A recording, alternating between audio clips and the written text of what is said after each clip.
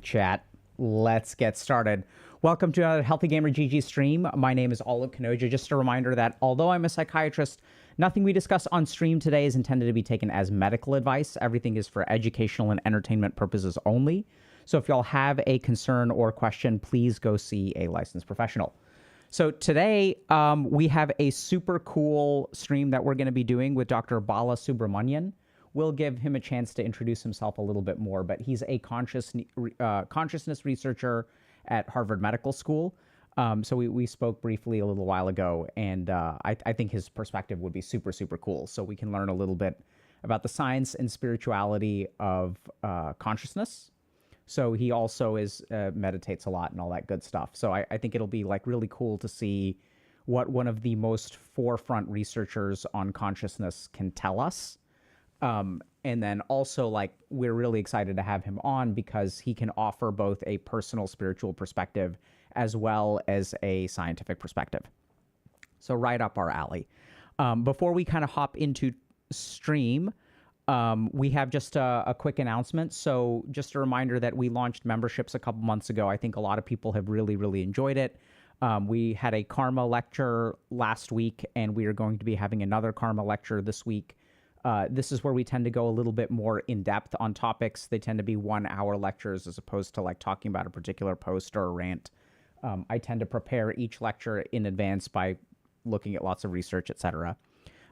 So if y'all are interested in more deep dive kind of content, we'll still continue to do deep dives on stream. So we have a couple planned coming up on various topics. But if y'all want more of that kind of content, check it out.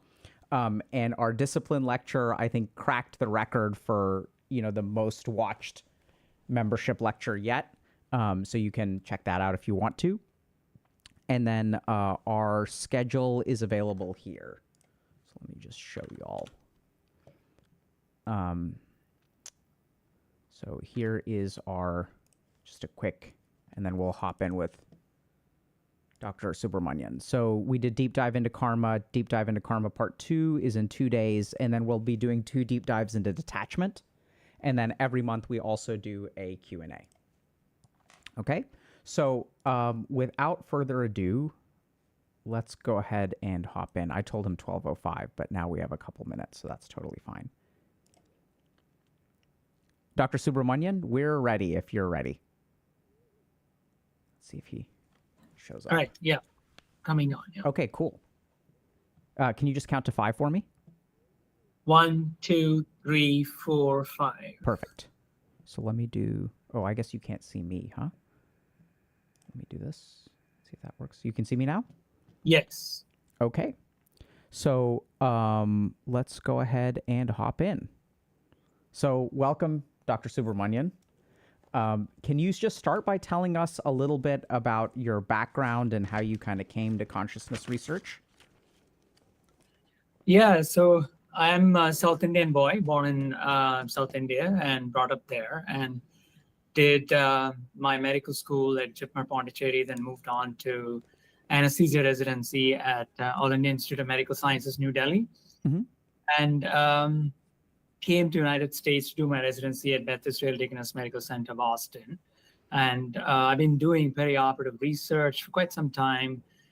But in the last 14 years or so, I was exposed to meditation. And again, because of something bad has to happen in someone's life for us to turn inwards, that's what happened in our lives. So me and my wife are looking for answers, and we look towards meditation as one source for us to get the answers.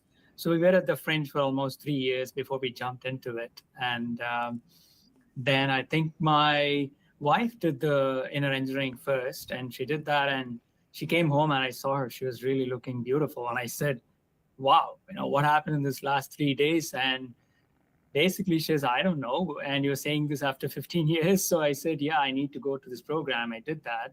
For almost 5 years, it was a lot of self-exploration. Then I just got a little bit more confident and thought, okay, how about taking this to my field of expertise, that is anesthesiology, that is consciousness, basically. So I asked the spiritual master one question, how does anesthesia induce unconsciousness? And he told me that it just takes away memory. And that was a stunning response because that's not the way a medical provider usually thinks of consciousness as. And when I heard that, I said, wow, so what does that really mean? So that put me on this path, and we've been on this for the last 12 years. And I think I'm still a seeker. Okay. So can you tell us a little bit about your research? Yeah. So even though I am into anesthesia and want to do consciousness research, but I think the framework that I'm currently involved in, we don't have adequate tools to explore that. So you're looking at the footprints. So what we're looking at is, how does meditation cause human well-being and reduce stress, etc. on one side. On the other side, we're looking at cognitive explorations from the perioperative field. For example, following surgery, how does the cognition get affected?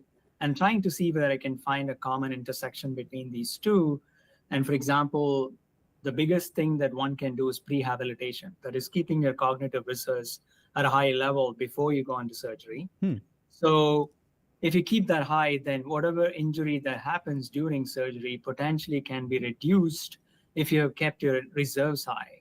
So one of the best ways to keep the reserves high is to do prehabilitation. I think meditation is one important way to do that. So we want to get into that, but we're doing all the other preparatory work right now, looking into other possible ways of quickly reversing the post-operative cognitive changes and using meditation as a tool to facilitate that. Okay. So when you say cognitive prehabilitation, what does that mean? So, for example, let's just take, there are many domains in cognition, right? You can think of memory, processing speed. Attention is one important thing that less importance is paid to that. So what we want to do is, can we enhance that attention in the preoperative period? We have worked on using tools such as, brain games, Lumosity, et cetera, to enhance the cognitive reserves in patients preoperatively, but it seems that they're not affecting the attention piece. So if we can do that, that's what my focus would be. This postoperative seems like lack of attention is a big problem, and that can lead to things like delirium and cognitive decline, et cetera. Interesting. And attention is as important as you can imagine in every walk of a life, right? So pardon my ignorance, right? So I haven't been in the OR for many, many, many years. And so I'm a little bit confused. So like, I can understand that we have a skills-based training for, let's say, like memory. Like, let's say I do some kind of memory game. But my understanding of post-operative anesthesia is that we've got various like anesthetics that are flowing through our bloodstream. We've got a surgical load on the body, and the post-operative complications. I don't understand the mechanism through how is it that playing a memory game can protect us from the very physiologic consequences of like general anesthesia. Right. So the main thing is inflammation, neuroinflammation, right? So that is intersection for both anesthetics could cause that, but we definitely know that surgery can cause that neuroinflammation. Okay. There's a inflamed blood, and these cross the blood-brain barrier and can inflame the brain as well. So if you have to start itself, for example, older age or pre-existing cognitive decline, then when this injury happens, you decline even further. Okay. Right? So now we're trying to keep that preoperative reserves a little high. So even if an injury happens, that is not felt that badly in the postoperative period. So that's all we're trying to do in the preoperative period.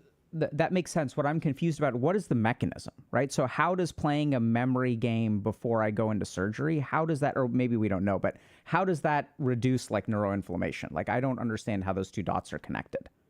Neuroinflammation is not reduced, but your chances of going into steeper decline in your reserves is reduced, right? If you start at a high point, okay, and you go to a lesser extent down than compared to starting at a lower point. Got it. So it's not that it has an evolving area. Yeah. So it doesn't have necessarily a direct effect. It's just like you kind of mentioned, boosting the cognitive reserves, making sure we're at a high level before we go into the surgical. Absolutely. Okay. Yeah. That's super interesting. So kind of switching gears for a second. So can you tell us like, what is consciousness? Yeah, that's a loaded question, right? So if I'm a doctor, so I'm looking at it first from a medical point of view. for us, we use Glasgow Coma Scale to see whether someone is responding to themselves, whether they're aware of themselves, aware of the environment, and aware of the larger universe. So we can think of this as 3 steps. Sorry, Sometimes, I'm going to yeah, interrupt you a little bit if that's okay. Can sure. you just explain to us what the Glasgow Coma Scale measures? So you're talking about the verbal response, mainly the verbal response to stimulation, opening eyes.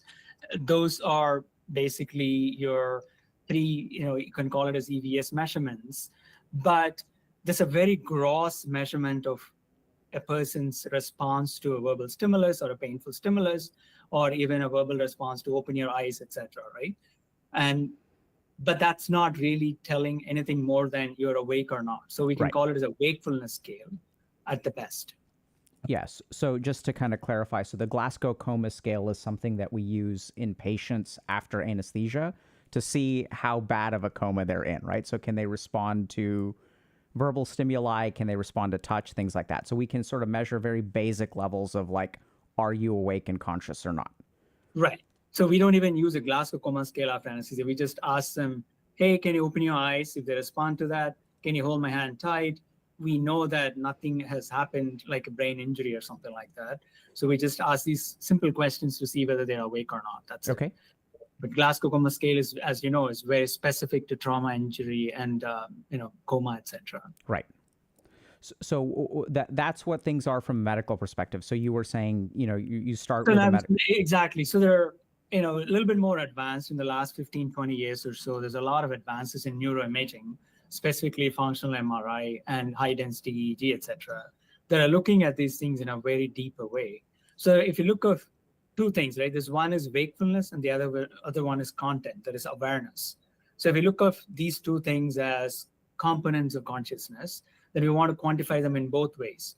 What is your wakefulness level? And in addition, what is your awareness level? Are you aware of things? You're just not moving your hands and opening eyes and just being that, but you're also having a qualitative experience of certain things. So you want to look at both the content as well as the wakefulness. Nowadays, I think that's the way the medical literature has evolved into looking at consciousness as. But as in our center that we have, we're trying to see whether we can create a platform where the scientists can actually talk to the spiritualists and can have exchange of information. Because as you know, the Eastern wisdom is looking at consciousness as a fundamental out of which the matter comes. Whereas the Western wisdom is brain is the source of consciousness. So we're trying to find what are the commonalities, or is this just a definition problem? Can we delve a little deeper, and why is there a lot of confusion about this? So that is why we use some tools like research, education, and outreach to explain this a little bit better. So can you explain to us kind of the general rationale behind the Eastern versus Western? So in the West, we believe, or not we believe, so there are some like biological reductionists who believe that consciousness is simply a phenomenon that arises out of like neurons and chemical reactions and action potentials. Can you talk us through that view a little bit? Right. So there is you have billions of neurons, and then there is experience that happens. So these are 2 extremes, right? So you have stimuli that comes up, sensory stimuli that comes up to the brain kind of processes it and then gives that as an experience. So that is the fundamental way. We still don't know how this stimuli goes to the neurons and then becomes an experience afterwards. We don't know that path. That's what everyone is struggling with, and they're asking this question. Whereas the Eastern wisdom looks at consciousness as energy. That is the fundamental of the entire existence, out of which all matter comes. You can think of this as, a screen on which a movie is played, right? When a movie is played, you only look at the movie, you really don't look at the screen. So people don't know that the fundamental thing in the universe is consciousness. So that is there. Also in that, you can explain the sleep states, the dream states, and the wakeful states. Whereas in Western literature, you have associations. Okay, during sleep, something happens, and that's why they go to sleep. There's a diurnal rhythm, etc. We're trying to produce something of that nature, but we are not able to explain all these 3 in a continuum like the Eastern wisdom. And they don't consider consciousness as energy. They think of that as wakefulness and awareness as a combination. Okay. So let me kind of ask a couple questions. So my understanding is that like consciousness, the argument for consciousness as a downstream effect of biology, right? It is like we can just look at things like anesthesia. So if we look at causal mechanisms, I can make a change to your neurons, which will induce a change to your consciousness. Correct. Right? So isn't that very, very strong evidence that consciousness is created by neurons? Right. So now you look at, for example, my spiritual master says, I think it's the best example. I can't really improvise that. If you use a telescope to look at the universe, right, you can't call the telescope itself as a universe, right? But you definitely need the telescope to visualize the universe. So that is where the confusion comes. You need the brain to have the perception in order to actually experience the deeper consciousness. So for example, our medical way of looking at it cannot explain the current psychedelic experiences, for example. People have this very deep experiences which they cannot put in words. They say that something beyond what I know normally I've seen it, and they actually change everything in their lives. And so that is something that we don't know. So I think this argument that brain is important to perceive, without the brain, you cannot really look at that consciousness for yourself. Like apparently human beings are the only ones who have been gifted with this opportunity that you can actually experience the consciousness yourself. And you have this highly evolved brain with which you can do that. But that itself is not consciousness by. So that is, and near-death experiences cannot be explained. You can't explain that with just brain alone. People have talked about their near-death experiences event where they seem like I'm out of the body. I'm actually looking at myself. And now people are actually showing EEG recordings after so-called medical death. So these are all things that are not explainable by medical definitions as of now. I thought that there are studies that have done stimulations of the temporoparietal junction and basically induced out-of-body experiences. So that is the explanatory pathway, but still their experience of something outside the body. If you're experiencing something outside the body, what is the explanation? I don't know. You can explain out-of-body experiences, but what is that experience? You're seeing something beyond your mind and body itself. And that is something, is it just an illusion, but it's just repetitively being spoken by many people in disease states and injury states and whatever. So I'm not sure whether temporoparietal stimulation itself is able to explain everything that people are experiencing. So would you say that we have scientific evidence of the existence of subjective experience? No, so that's another issue, that the circular issue, that we are all doing medical experiments in an objective way. We want an objective way, importantly, because we want to avoid biases. We don't want to have any subjective influences, etc. But then let's say that we finish that experiment, then we take it back to the patients and then ask for their subjective experiences. Now here we have thousands of people who have this observed experiences. Maybe even sometimes you take a large pool of meditators describing the same thing about unity and etc. But we still don't want to believe it because that's not a scientist way of looking at it. That's not that's not an objective experience. There's no way to measure that. We don't have tools for that right now. So that's where we struggle. And so it remains as a subjective experience. My argument is, if about millions of people say the same thing, they can't be concocting something. It has to be, it has to be explained. Yeah. So do you think, so what's your kind of take? Like, so let's assume for a moment that an out-of-body experience is essentially like a hallucination in the brain. Like, what's your take on something like that? So that, like, let's say our neurons get wired and trigger in some ways that trigger a perception, right? So we have some evidence, and I'm curious, maybe you kind of disagree with some of these premises.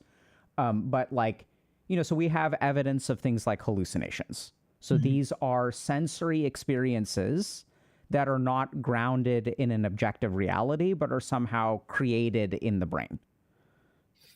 Yeah, I don't think I know enough to talk about these specific psychiatric Yeah. components, so I'll stay away from that. Yeah. That's not my expertise either. But I'm sure that there is some correlation between. That's why I think we had a recent conference where one of the physicists talks about various dimensions. So we have physical dimensions, but the mental dimension seems to have many, many things that we need to explain. And we can't just ignore them as non-existent. We have to start explaining.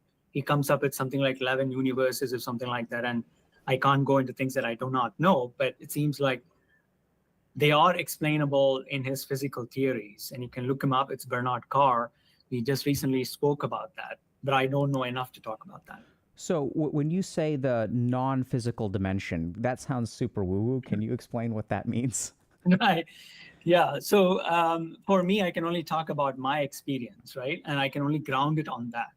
So for example, after I started this journey of going through meditations, etc., so there are times where you are actually, for a lack of a better term, you're flying on someone else's energies. Here it's the spiritual master's energies. So let's say you're sitting in a meditation retreat and you're going through these processes, and suddenly you are in a non-physical dimension. You're actually literally, losing your orientation to the time and space. You're out of it completely, but you're still there. You're existing. And sometimes you even go beyond that phase of being ruled by your memory, and you're actually there, not influenced by any memory or imagination. These are not things that I live in on a daily basis, but these are things that definitely happen to a number of meditators. These are non-physical dimensions that people actually experience and go through. So I really don't know what explanations we can give for all those. But if you go to the Eastern wisdom and look at the states they talk about, one of the states they talk about is the state in which we are not influenced by memory or imagination. Then it's called the Turiya state or the Turiya state, whichever. You can call it as a Turiya tool. And you can actually experience or explain some of these non-physical experiences that we have, something that is not influenced by memory or imagination. So when you say you can explain some of these non-physical experiences, can you give us an example of non-physical? Like what do you mean by that? Like which state are you referring? Even for example, right? When I sit through meditation, once I lose my bodily perception, right, I still know that I exist. What is that state? I know that I exist, but I don't lose my physical body. And I lose complete orientation to where I am in terms of time, right? 1 minute for example, 1 day can look like a minute to you. And I don't know how these things happen. As for me, that is a non-physical experience. Okay. So let me see if I kind of understand this, or maybe this is kind of my understanding, and you let me know if this feels legit to you, or if there's nuances you want to add or disagree or whatever. So here's how I'm kind of interpreting what you're saying, and I think it's pretty consistent with my understanding of things. So the first is that when we look at existence, we have a dimension of physicality. We have things that are tangible. These are things like neurons. These are things like objects. These are things that can be touched, observed, etc. But then if we look at existence, there is also a layer to existence, and I think people use the word dimension, that is non-tangible, right? So this is not even energy. This is the qualitative phenomenon of experiencing stuff. Mm-hmm. So I can eat a bite of a strawberry. This triggers my gustatory receptors in my tongue. These travel to the thalamus via maybe my hypoglossal nerve, and it's a motor nerve, but whatever. You've got some sensory nerve, right? That goes somewhere into the thalamus, that goes to some gustatory cortex, and somewhere in that I've put a physical substance on my tongue, and I can follow the chain of neurons, and I can look at this and I can say, look at all these neurons lighting up. We know how this works. Right. But I think you kind of alluded to this. The basic problem with this theory is that how do we know which part of the brain experiences things like fear and anxiety? At the end of the day, the only way we know that the amygdala is where we experience fear, we can look at an fMRI study, we can look at an EEG, and those studies objectively, what they show is simply blood flow in the brain. They show electrical activity. This does not mean fear. How do we know that the amygdala is where fear happens? We have to, at the end of the experiment, go to someone and ask them, what were you subjectively experiencing? So we can't, in Western science, measure fear. All we can do is measure blood flow, and that blood flow in this part of the brain correlates with a subjective experience of fear. So we actually have no evidence of the subjective experience of fear. We just know that these things are correlated and sometimes causative, right? Because what I can also do is trigger something in the brain through something like anesthesia, and I can induce an experience of consciousness. Is that fair? Yeah, that's absolutely in line with what I'm thinking so far. Yeah. Okay. So then the basic problem is that, like, here's what I kind of, how I understand with some of what you're talking about, just based on my own explorations of spirituality and neuroscience and clinical work. Like, so I'm a psychiatrist and I do a lot of clinical work, but is that, so if we look at like the non-physical dimension of experience, we can't measure that. We don't even know that it objectively exists. We have no proof that people experience things. It's just a shared delusion amongst all human beings because we have no scientific evidence of subjective experience, right? We can look at tissue, we can look at electrical activity, we can look at blood flow. And so what I'm kind of hearing you say is that, or here's, maybe this is not what you're saying, but what I'm kind of curious about is like, or this is what my belief is, that if we look at scientific exploration has been in the direction of the physical world. So the instrumentation that we have developed does not explore the realm of subjective experience. It explores the realm of physical material and maybe energy to some extent now. And so is this kind of like, would you kind of agree with that? Absolutely, yeah. So far, all we can do is the footprints of whatever the consciousness is. Like Christoph Koch, who is a leading neuroscientist, he even gave up. He said, let's just forget about the Eastern wisdom, etc. Let's just follow the footprints and see where the changes are and go from there, right? So that's what they're doing, and their theory of integrated information theory, etc., trying to explain what consciousness is the latest that seems to be the most closest to what the Eastern world is describing. So can you tell us, so you use this metaphor of footprints. So help us understand what you mean by that. See, for example, you just explained measuring fear and where are the correlates, the neural correlates, for example. So similarly, other thoughts and perceptions, looking at fMRI, or using a high density EEG and seeing dorsolateral prefrontal cortex seems to be modulating the thalamus, etc. So those are all the footprints of what is happening. But so far, we have not been able to, for example, Stephen Loris from Giga Conscious Lab in Belgium talks about there's an internal awareness circuit and there's an external awareness circuit. External awareness as in when your sensory system is directed to the outside world, now you have the parietal and the frontal lobe on the outside actually tracking that awareness, so the neural correlates. And then internal awareness is when you have just thoughts and perceptions. Now you have the precuneus and the ACC, the anterior cingulate cortex, etc., lighting up in their neural imaging. So these are all the footprints that we can think of explaining what the consciousness process is. Okay, so if I'm kind of understanding this, like it's kind of similar, right? I think we're kind of saying the same thing, but so what we can really detect is not consciousness itself, but the footprints of consciousness. Correct. And now the question that I think is kind of tricky is that some people believe that the footprints are not, so if we kind of use the analogy of footprints, consciousness is the primary thing and it creates an effect in the physical world. Like I walk by and I leave footprints as evidence of my passage. But the footprints didn't create me, I created the footprints, right? Mm-hmm. Yes. On the flip side, so this is kind of the Eastern perspective, which is that consciousness is the main thing and consciousness induces changes in the physical world. And on the flip side, we have the biological reductionist approach where if we start tampering with the footprints, if we create a footprint of a certain size and shape, we can induce a subjective experience. Right. I think it's just going from different directions, one coming from the source, the other coming from the effect.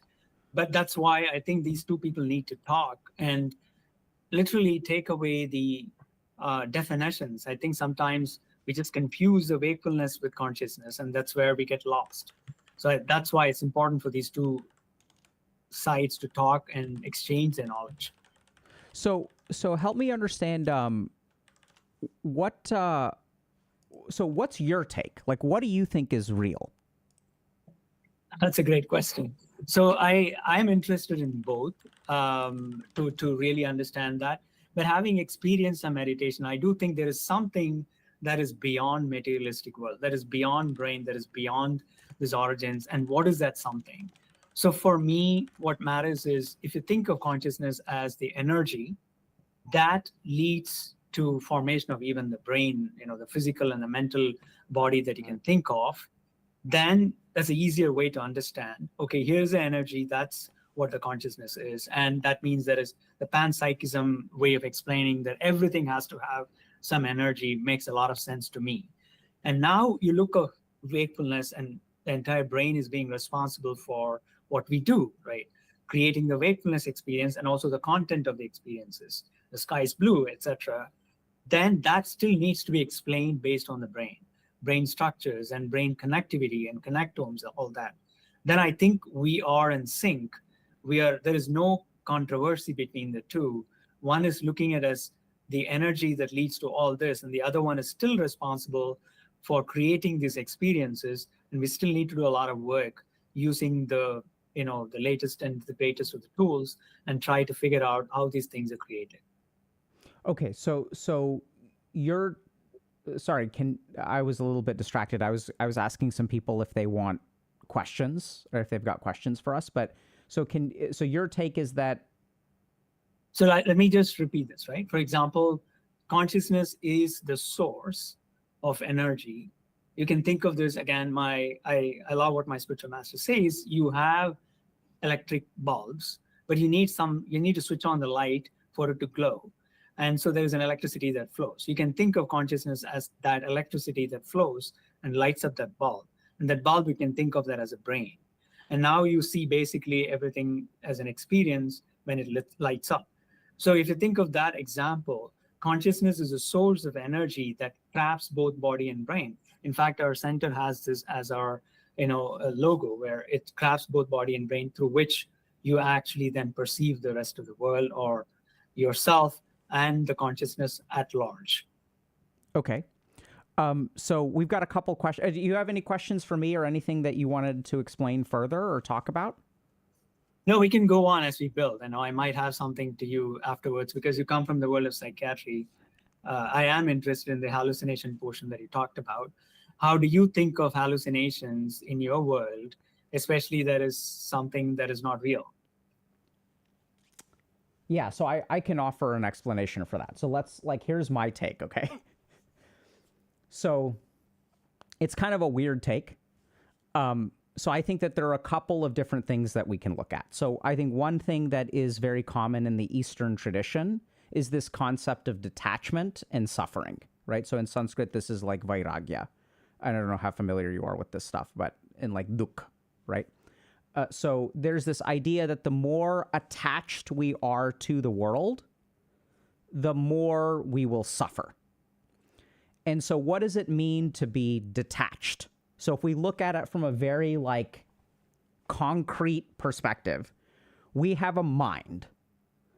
The more that we believe that the mind is correct, the more we are attached. So in cognitive behavioral therapy, we have this concept of thought fusion. So even in Western psychotherapy, they've sort of discovered this, that there are times when people are mentally ill where they experience something called thought fusion, where their thoughts become reality, right? So when I'm having a panic attack, if you ask me, do I think I'm going to die or am I really going to die? Someone in a panic attack will not say, I think I'm going to die. They will say, I am going to die. Mm-hmm. Even though this is being perceived through the mind, right? It's a thought. No one knows when they're going to die, right? You can even be dying and people don't know that they're dying, literally. We have people who have strokes and heart attacks and things like that, and people can have, so it's weird. So it's kind of weird, but so the more fused you are with your thoughts, the more there is not distance between you and your thought, the more suffering there will be. So we can also look at very practical examples. So let's say I just get dumped by my girlfriend. And in this moment, I have all these kinds of negative thoughts, right? So my limbic system is active, my amygdala is active. I start to think I'm going to be alone for the rest of my life. There's no one else in the world for me. There's nothing, my life is over. This person was the only one that I can ever love. I have all these thoughts. Now, these are just thoughts, right? They're not thoughts. I can think about unicorns. I can think about all kinds of things. Thoughts are not real. So then my friends come to me and they say, Alok, you need to take a step back, right? And if I'm able to take a step back from my thoughts, then I start to realize, oh, even though the reality of the situation is the same, I'm no longer in a relationship. As I take a step back from my thoughts, I'm able to see this relationship was toxic. This relationship was holding me back.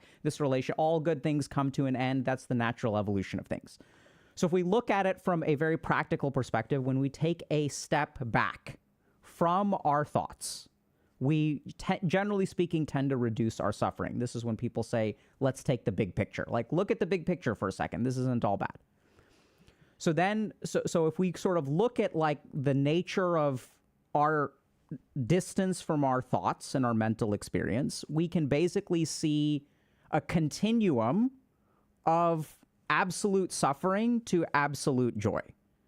So at the top is this concept of moksha or enlightenment, where we are so detached from the world. That doesn't mean that we don't do anything. It doesn't mean we're apathetic. It means that the distance between the world and our conscious experience of the world is like very big.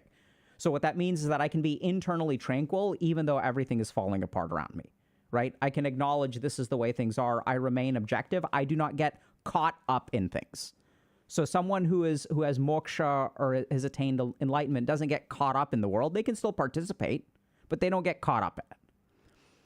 So that's moksha. And then we can look at some of these other states of samadhi, right? Or some of these transcendental states of consciousness.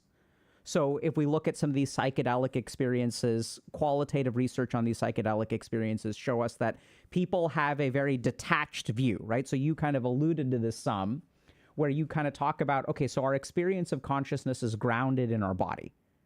Sometimes. So most of us think that we don't have experiences of consciousness without a perception of our body. We don't have experience of pure consciousness. But when you if you look at the qualitative research around psychedelic experiences or meditative experiences, what we find is that as they break apart from themselves, as they detach from their experience of reality, this is actually what's therapeutic.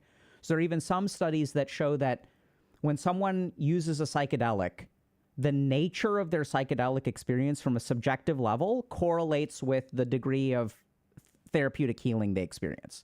So if I just see like visions and stuff, that doesn't correlate with healing. Generally speaking, healing correlates with ego death experiences. Okay?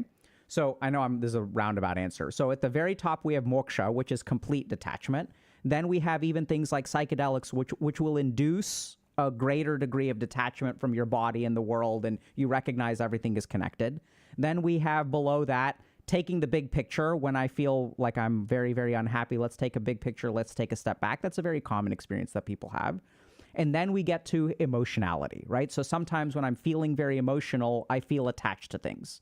And then we have things like panic attacks, where there is very little difference between my thought and the reality. So I think my thoughts are real. Whereas for the enlightened person, they recognize that the mind is just an organ and it's not really who I am. It's the exact opposite. Then we get to psychosis, which is at the absolute bottom. And even in a panic attack, someone has some awareness that there is thought, that this is not reality. In psychosis, we have zero awareness that this is thinking. So if we look at something like someone who has a delusional disorder, they don't think that these are just thoughts. This is their reality. So this is psychosis, in my opinion, is a state of pure attachment. It is the very opposite of moksha.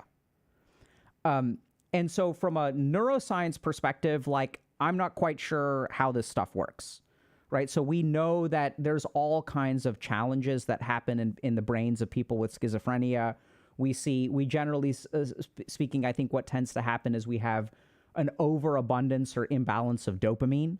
So if you look at like the drugs of abuse that induce a lot of dopamine, like cocaine or K2 and things like that, these will lead to things like hallucinations. we give dopamine blockers, right? So first generation, second generation, third generation antipsychotics.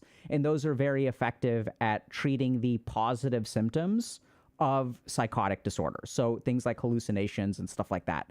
So it seems like, I think what's kind of going on is you have all these signals, these powerful dopaminergic signals, which are so strong that these areas like the precuneus and the anterior cingulate cortex can't regulate. So you have these certain certain parts of the brain that govern our internal experience, which get caught up. They just get overwhelmed by like dopamine. And I would not be, I've never seen a study to this, but I would not be surprised if we saw that people who have schizophrenia have some kind of impairment in their anterior cingulate cortex or precuneus, and specifically the connections between their dopaminergic circuits in the brain, their thalamus, their sensory association cortices, something about the way that our ACC, frontal lobes, and precuneus control those parts of the brain. My guess is that they're busted in some way. Does that answer your question? Yeah. So I just want to clarify myself, right? A couple of things. One is, you talked a lot about detachment. And the second thing you brought about was distance, keeping a distance between yourself and your body and mind. That is the second big principle that you brought in there. So the third one is about thoughts. So I just want to comment on all these three.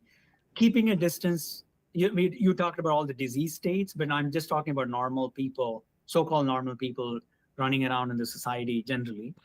So if you can keep the distance between what is us and what is ours, that is the mind and the body. So this was a very difficult concept for me to understand 14 years ago. But when you take up this journey, you kind of get it. You kind of get that what is you and what is yours, that is mind and body.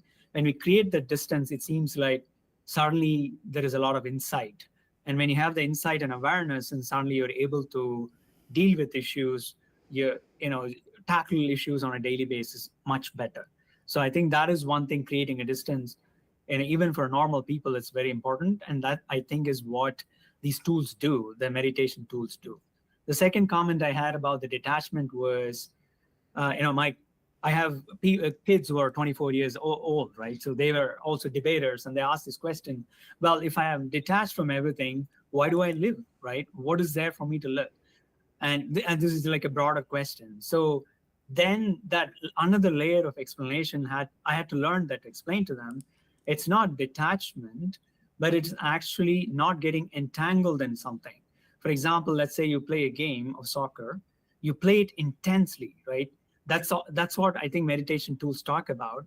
Being engaged in everything you do is the biggest form of meditation. You do the game, you play the game, but once the game is over, you just put it in your back pocket and walk. You're not entangled in the results. So that is, I think, it's a little different from detachment. So I just wanted to comment, even for our viewers, that you're not really detached. You're completely engaged in everything you're doing. But at the end of it, you're not attached to it anymore. You're basically not entangled with it. And so you're not continuing to suffer from that. So that was something else that I wanted to comment on. You're going to say something. Yeah. So I mean, I completely agree. And I think there's just huge problems with, I think, when we translate Sanskrit to English and we talk about detachment, a lot of people think that this means apathy, but in my experience, it's actually the opposite. Where the more detached you become, and you're using the word entanglement, which I think is a good word to use. I think it's a little bit clearer for people to understand. But I mean, the simple way that I kind of put it is that, like we have a lot of gamers in our audience, and you can be fully engaged in the game and enjoy the game, and then like leave it. I mean, we struggle with this because we're true gamers, so we have trouble leaving it and we get pissed off and stuff. But you can play a game, like if you play a game and you're not even playing to win, you're just playing to have fun, or you're playing to win but you're with a bunch of teammates who are new, you're going to lose, and that's okay. You don't get messed up in it, but it's not like you give up just because you have a bunch of new people on your team. Like the expectation is you're going to lose. You can still play the game with full passion, full enjoyment, and even if you lose, you can still enjoy it. Right? Because like the way that you approach the situation ultimately determines the way that you feel about it. And this is where you kind of disentangle yourself. Whereas if you get very upset, whether you win or lose, then your happiness doesn't come with playing. It comes with the outcome of the action. Yeah. The entanglement.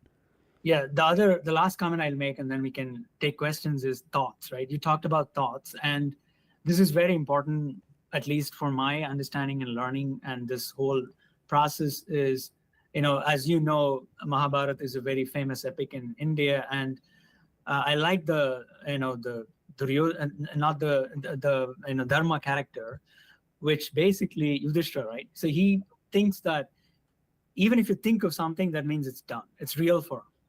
The reason is that thought, if it persists, then it creates that imprint in your brain that is neuroplasticity, and then it'll exhibit itself at some point. In favorable circumstances, it'll exhibit itself. It could be, maladaptation, it could be, addiction, it could be whatever, right? So he's attacking at that level. For example, another thing is we don't know where the thoughts come from. No one knows.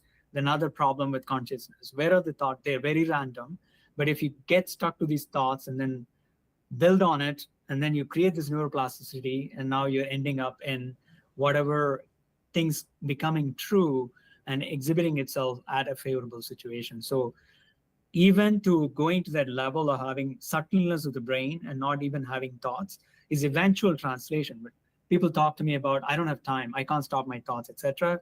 But this is a journey. And as you're going, your mind becomes very subtle, and you might end up in the no thought states. You can invoke thoughts when you really need it. But that's the highest level. We are not looking to get that right now.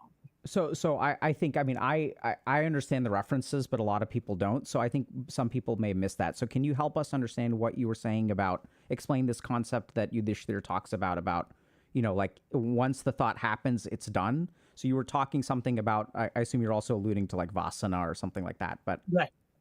But can you explain that a little bit more? Right. So for example, let's say that I get a thought in my head. Oh, let's bring the very common example. I like this girl, right? Or even in a very gross way, that I want to sleep with this girl, for example, right? Somebody. Let's start with that.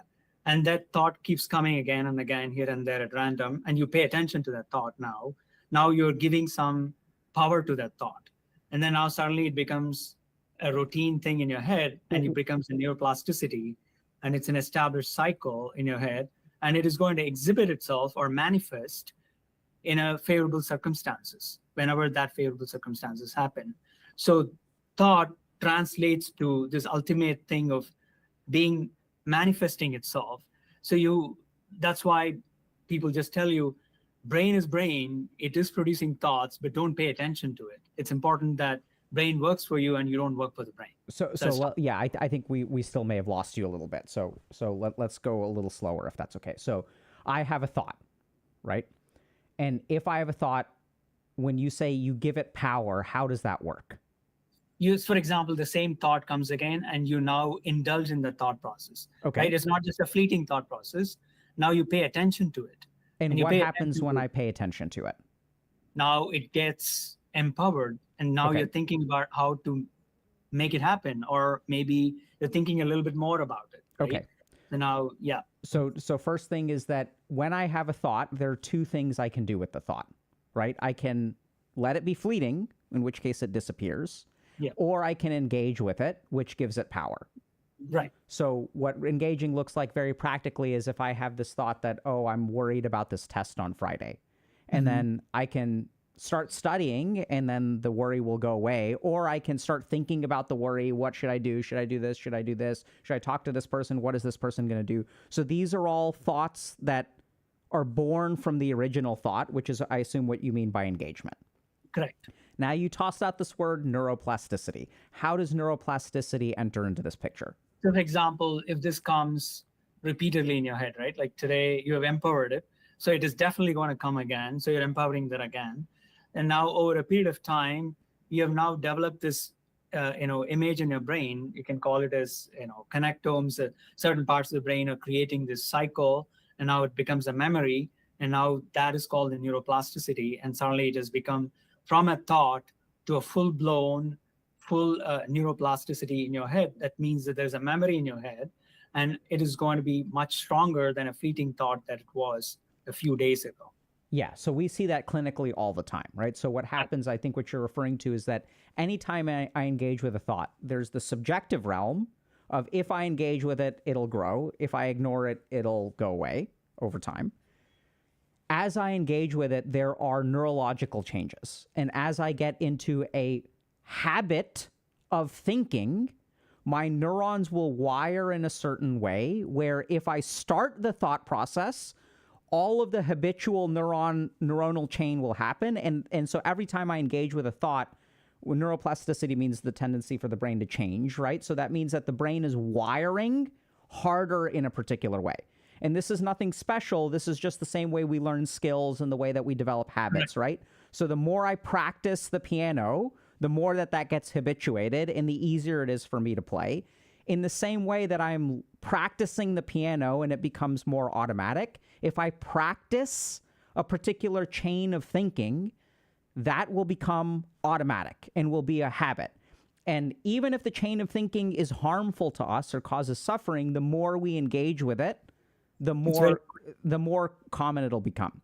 And we also see this from situations like addiction and things like that, where like all you need to do to induce cravings, even if you have a very common chain of causation with addiction, all you need to do is see drug-related paraphernalia and it'll trigger the whole thing. Like if you even see like some kind of, someone who has a cigarette or something like that, or you see a cigarette butt on the ground, or you see someone smoking in them, like all you need is the first start to trigger this chain of causation in your brain, and then the craving will come on like full blast.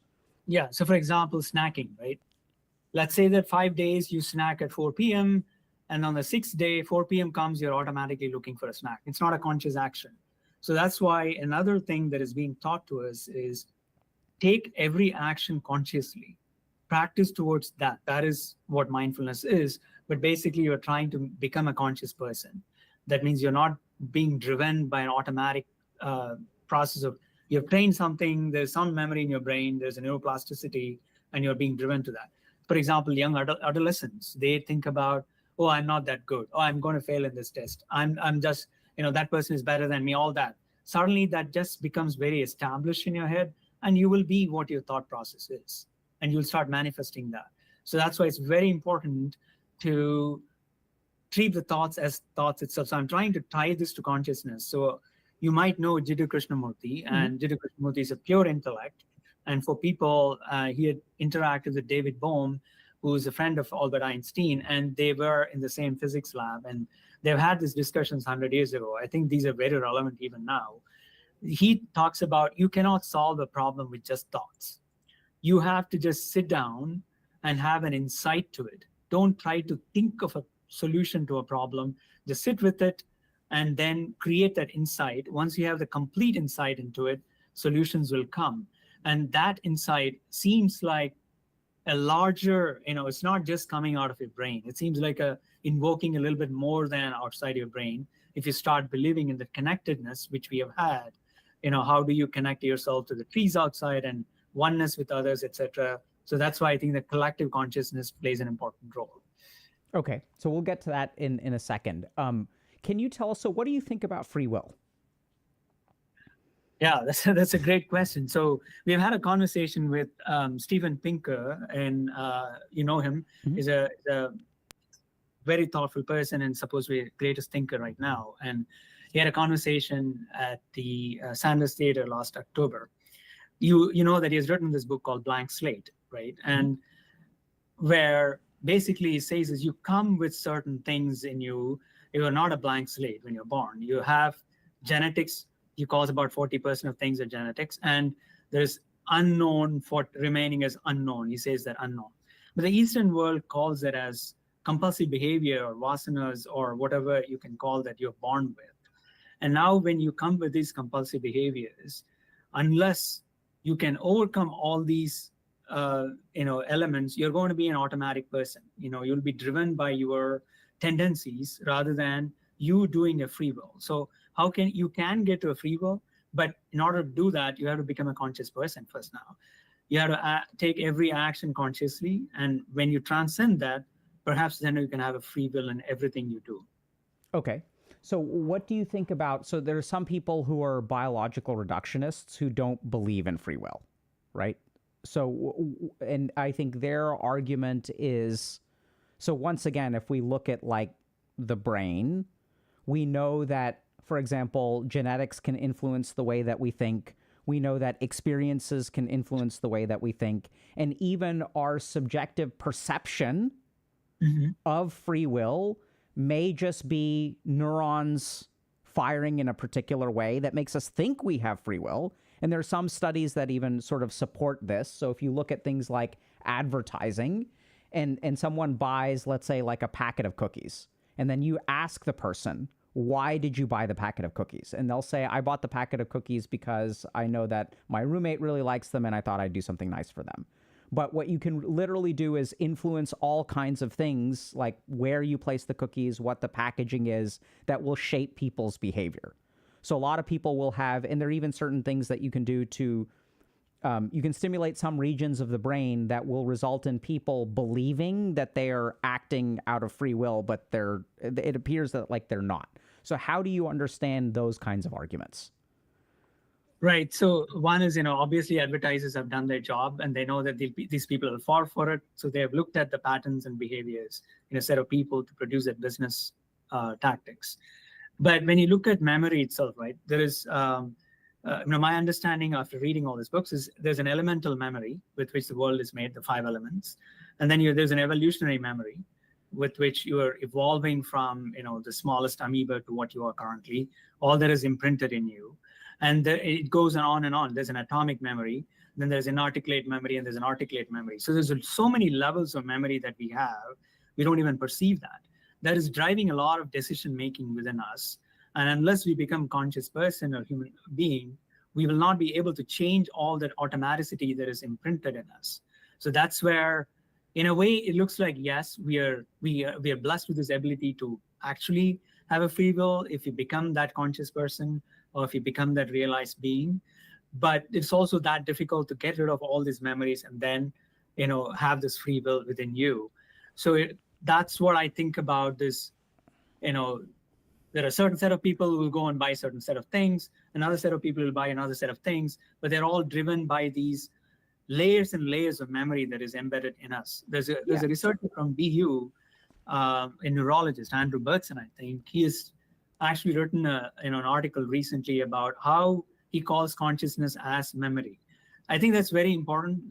That's basically what memory is, even though consciousness is a little different than what he's talking about. But if you take away that memory, if you pull out all this memory, you don't exist. So he's sitting on something that's very important. And sorry, you were saying something. Yeah. So I mean, I'm with you from like a practical yogic kind of perspective, right? So that we have automatic things, we have the perception of free will, we can start behaving consciously. Like that stuff I could totally get from the Eastern side. But even in those cases, how do we know that there is some kind of free will or consciousness? Like, how do we know that even our perception of free will or consciousness is not memory determined by our cells, our genetics, neurons firing, right? So like so neurons that have action potentials, these are like finite physical things.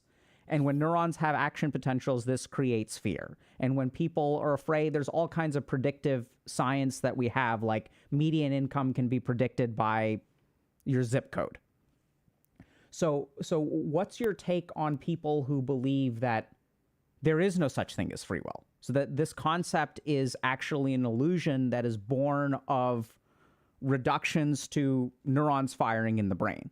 And even the moment, let's say I wake up and I say, today I'm not going to drink alcohol. You could say, okay, I have a perception of free will, but literally what's happening in my brain is certain neurons are firing when I have a perception of free will. And I don't control those neurons. I don't control the action potentials. I don't control the sodium flow or the potassium flow or anything like that, right? So even like the subjective experience of free will can be tracked back to neurons in the brain that are firing, which we don't really control.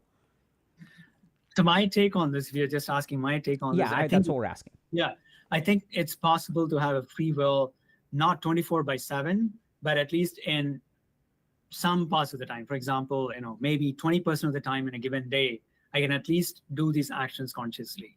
But can I get all 100%? It's possible, but it's not that easy. You'll have to travel that path. You can get there, but majority of us are not having a free will most of the time. So I'm curious. How do you understand my question? So your question is, what is your take on the free will itself Okay. from my point of view? So I feel Okay. like, yes, it is possible, but it's just not 100% of the time, or it's not possible in 100% of us. So just to kind of clarify, so it's your take that people who believe that free will is all of our actions are basically can be tracked back to neurons, and neurons are. So this is. I'm not representing your view. I'm just trying to clarify what I'm saying, and then I'll clarify with what I understand your response to be. So if we look at, like, let's say on a given day, I decide, okay, I'm going to eat a salad or I'm going to eat a sandwich. So in this moment, right? So you're referring to an automaticity.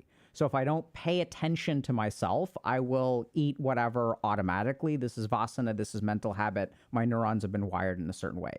We have this experience of consciousness or free will that when we gain awareness of this moment, we can push things in a particular direction, right? Right. We can be temporarily, we can experience free will. So there is an argument that even in that moment, when you are temporarily expressing free will, where is this free will originating from? It can be tracked back to action potentials in the brain. So in this moment where I restrain an impulse, my frontal lobes are firing in a particular way, are overcoming the amygdala or overcoming the nucleus accumbens, that even in this perception of free will, the reason I can exert free will in that moment is because my frontal lobes, their action potentials fire in a particular way that overcomes some impulses of the brain. Right. And if that's the case, some people believe that there is no such thing as free will. There are just the days where the action potentials happen in your frontal lobes, which even frontal lobes can be determined, and so does that kind of make sense? That's sort of my question, is what do you think about that perspective? Right. So do you think that the frontal lobe firing precedes your thought as such? Because if it is happening something simultaneously, that means you are exerting free will, which is leading to the firing of the frontal lobe, and then that is controlling the lower level, whatever, thalamic and hypothalamic, etc. So then there is a free will, right? Then you are exerting that on those subservient lobes. Sure, but in this example, and this is where this isn't my view. I'm trying to represent a view as best as I understand it. So in that moment when you are quote unquote exerting free will, that is literally just some other corner of your brain that has neurons that are activating, right? So when I restrain an impulse, we know that there is a frontal lobe suppression of, let's say, the nucleus accumbens. So right. I don't play a video game, or I don't eat an additional cookie or something like that. Right. We know that some circuits of the brain control other circuits of the brain. And so even then, but what determines the action of the frontal lobe? That may not be controlled. It's all neurons at the end, right? So all human behavior can be tracked back to neurons. The moments that we fail, the moments that we succeed. Right. Yeah. So I still think that there is something more than the brain. There's something more than you, and you as you. And that you is probably the one who can control how the frontal lobe actually acts. Because we as human beings have evolved, and we have this larger cerebral cortex and frontal lobe, etc. We are the ones who can actually decide what is our upper limit of experience, and what is our upper limit of control, and what is our upper limit of free will, all of that. So now I cannot help but think that you, which is not just confined to your body, is the one that is exerting this activity on the frontal lobe and then controlling subsequently. And I think that is free will. Okay, so there is something that goes beyond biology. So it's not neurons at the bottom. There is some non-neuronal, non-physical component that can exert some kind of influence on the physical world. Right. That's a filter theory of consciousness, where your brain is actually filtering whatever the higher, the flow of energy as, and then showing whatever the world as experiences as. Okay. Yeah. So which I think is, at least based on my experience, I think it's true. Yeah. So that's Thank you so much for sharing that. I think that's what we're curious about, right? So some people believe in the existence of non-physical things that can affect the physical world. Right. Are you open to sharing with us how you came to that belief? Let's talk and let me see if there's any good example that I can share with, rather than just Okay, sure. talking about something. Okay. So I can offer my take. I agree with you. And if it would be easier, I can share mine. But Sure, yeah. Why don't you do that? Yeah, share it. So I think it comes back to this non-physical dimension. So I think so we have no scientific existence of the proof of thought. We have no scientific proof of the existence of thought, right? So this whole subjective realm has been untouched by science. Because we've gone down the physical route. We have not gone through the experiential route. And we can still apply the scientific method to the experiential route, which is what I think the yogis did. Mm-hmm. So they weren't concerned about neurons and things like that. They just, in the same way that like the direction, so if we start in the middle, Western science has moved towards the material world. And there were a lot of things that if we take a purely materialistic view, there are a lot of things that took us a lot of time to figure out, like the existence of energy. We also discovered a couple of other really interesting things, like, so there's this great book called In Search of Schrodinger's Cat. And at the very end, there's a beautiful analogy about the nature of the reality of the universe. Now, I'm not a quantum physicist. I think there's a lot of quantum mysticism BS out there. I don't, much like yourself, I don't comment on the quantum because I don't know the quantum, and let the people who talk about the quantum talk about the quantum. All right. So some people will say like, oh yeah, consciousness is in the quantum. Maybe it is. Who knows? So I think they have a really great analogy of like, so if I show you a block of wood and I say, Dr. Subramaniam, your face is inside the block of wood. And you say, that's crazy. How can that be? And then I chisel the wood in a particular way. And sure enough, there is your face with your beautiful beard and everything involved, right? So the way that I look at reality forms the reality that I see. So we can look at this in things like, and this is something that I think is pretty factual. I think I'm on solid ground here. If we look at something like the particle wave duality of light, is particle a wave? I mean, is light a wave? Is light a particle? It's both. Are these things both the same thing? No, it's just some weird physics stuff that I don't quite get, but I know that what we detect is influenced by how we look. So I think what basically happened is in Western science, we went down the material route.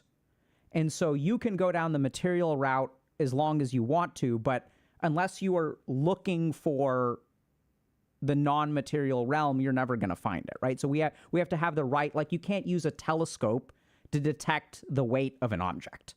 There are different kinds of instruments that measure fundamentally different qualities. And the biology is really great at measuring the biology. But as we both sort of know, right, and like I've asked literally like probably at this point 30 or 40 psychiatrists, neuroscientists, all kinds of people, neurologists about, hey, do we have any proof of thought? And no one has been able to give me convincing proof. So we are all operating under a shared delusion of thoughts which are not material, which cannot be measured by anything. So how do we even know they exist? Because no physical evidence exists, and that's because we're trying to use a telescope to measure the weight of an object. It's just different instruments.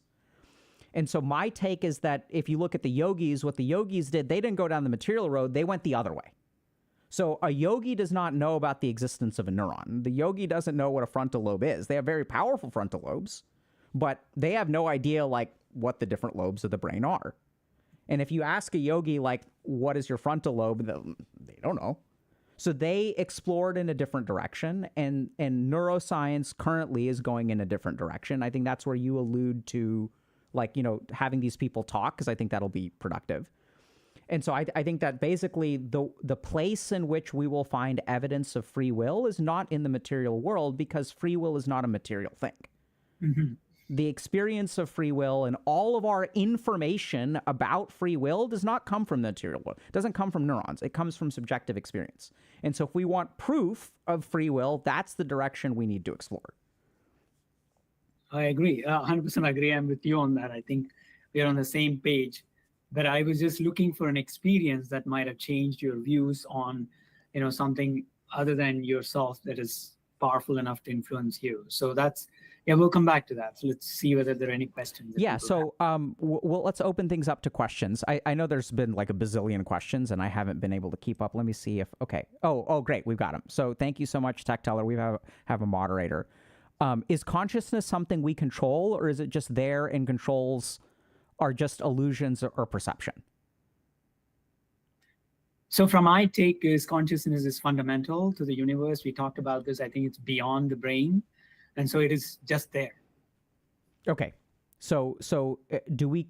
So if I can kind of try to piggyback off of that answer, consciousness is a unit of existence. So it's almost like asking, do we control matter? Do we control energy? Like consciousness is one of the three layers of existence, and it can manifest in all kinds of different ways.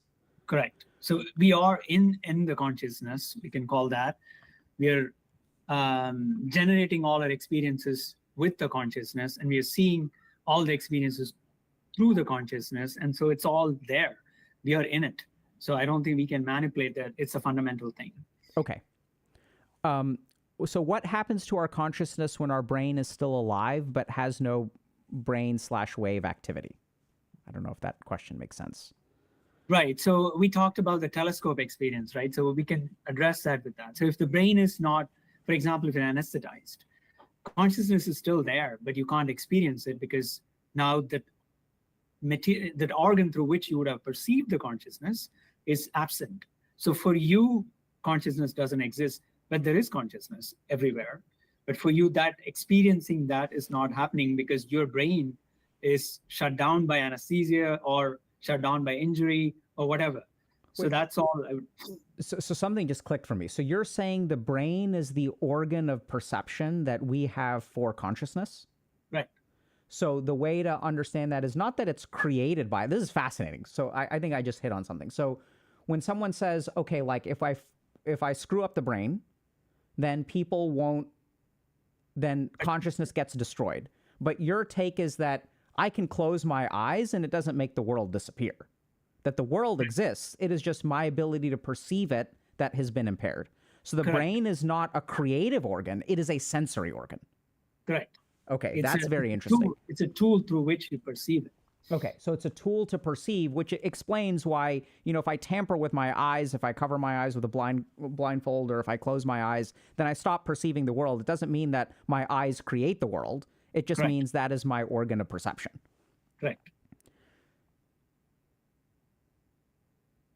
And then I guess it would make sense that if I make changes to my eyes, I would see the world in different ways, right? So everybody sees it differently because they're all having this tool a little different, even though the basic units are the same, but you have it wired differently, and so your perceptions are different. Okay. You doing okay? Can we go for a little bit longer? Yeah, okay. Sure. This is fantastic. I'm loving this. And so thankfully we have a community that is very technical. So like we tend to not try to dumb things down, and sometimes people get left behind, and we're okay with that because I think the people who are really interested in this stuff, we have a lot of people in our community who are super into neuroscience and super into spirituality. So is consciousness a unique human experience, or is there a spectrum that includes all organisms? Yeah, so I think based on both the Eastern wisdom and also the Western wisdom, I think it's there in everybody.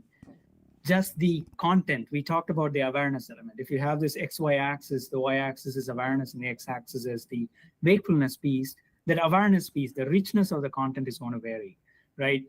There's a beautiful mathematician, Hoffman, I think from UCI, who's talking about conscious agents theory. And then we are also having this integrated information theory. They all talk about non-reducible pieces. They're all there. When they all come together, when you have more of it, the richness of the experience varies. So everybody has some of it. And as we keep evolving, or as we kept evolving, we have become very complex, and our ability to experience this has become much richer. Okay, so if we were to kind of go back to this concept of brain as a perception organ for consciousness, as the brain evolves, the richness of the consciousness that we can perceive evolves with it. Correct. So I think in the Eastern says the same, right? So I think we have a lot of texts that say that basically if you look at something like a clam, the nature of its consciousness is determined by its perceptual ability.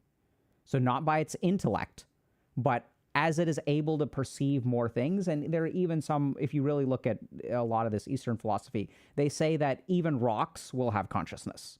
The Correct. problem, though, is that rocks have basically zero perceptual ability. So their experience of consciousness, they basically are blindfolded the whole time. So they can't really see the world, but they have some ability, they have some fundamental experience which is still there. Right. So another thing that I wanted to bring about is there's a fascinating way. I've not understood this from the neuroscience view, but fascinating way how everything behaves is, you have memory, and then you have identity, and then you have intellect, then you have intelligence. So these are, let's say, 4 parts of the mind, which the yogic descriptions actually talks about. The identity that you take is the most important. That is going to decide your experiences, how your intellect is going to act, and towards that, memory will serve everything. All your memory is going to serve based on the identity you've taken. So all your experiences is very much driven by the identity that you've taken. And so you talked about intelligence, right? So a little bit there. If you can touch that pure intelligence and not having all these influences, then you are having the deepest experiences that psychedelic people talk about or the meditation people talk about that leads to transformation. So there are 2 reasons I'm bringing them here at this context, because the ability for us to experience things are very different based on the identity that we have taken. This is how the brain or the mind works. And we are striving towards touching that pure intelligence, which is very profound. What's the difference between intelligence and intellect?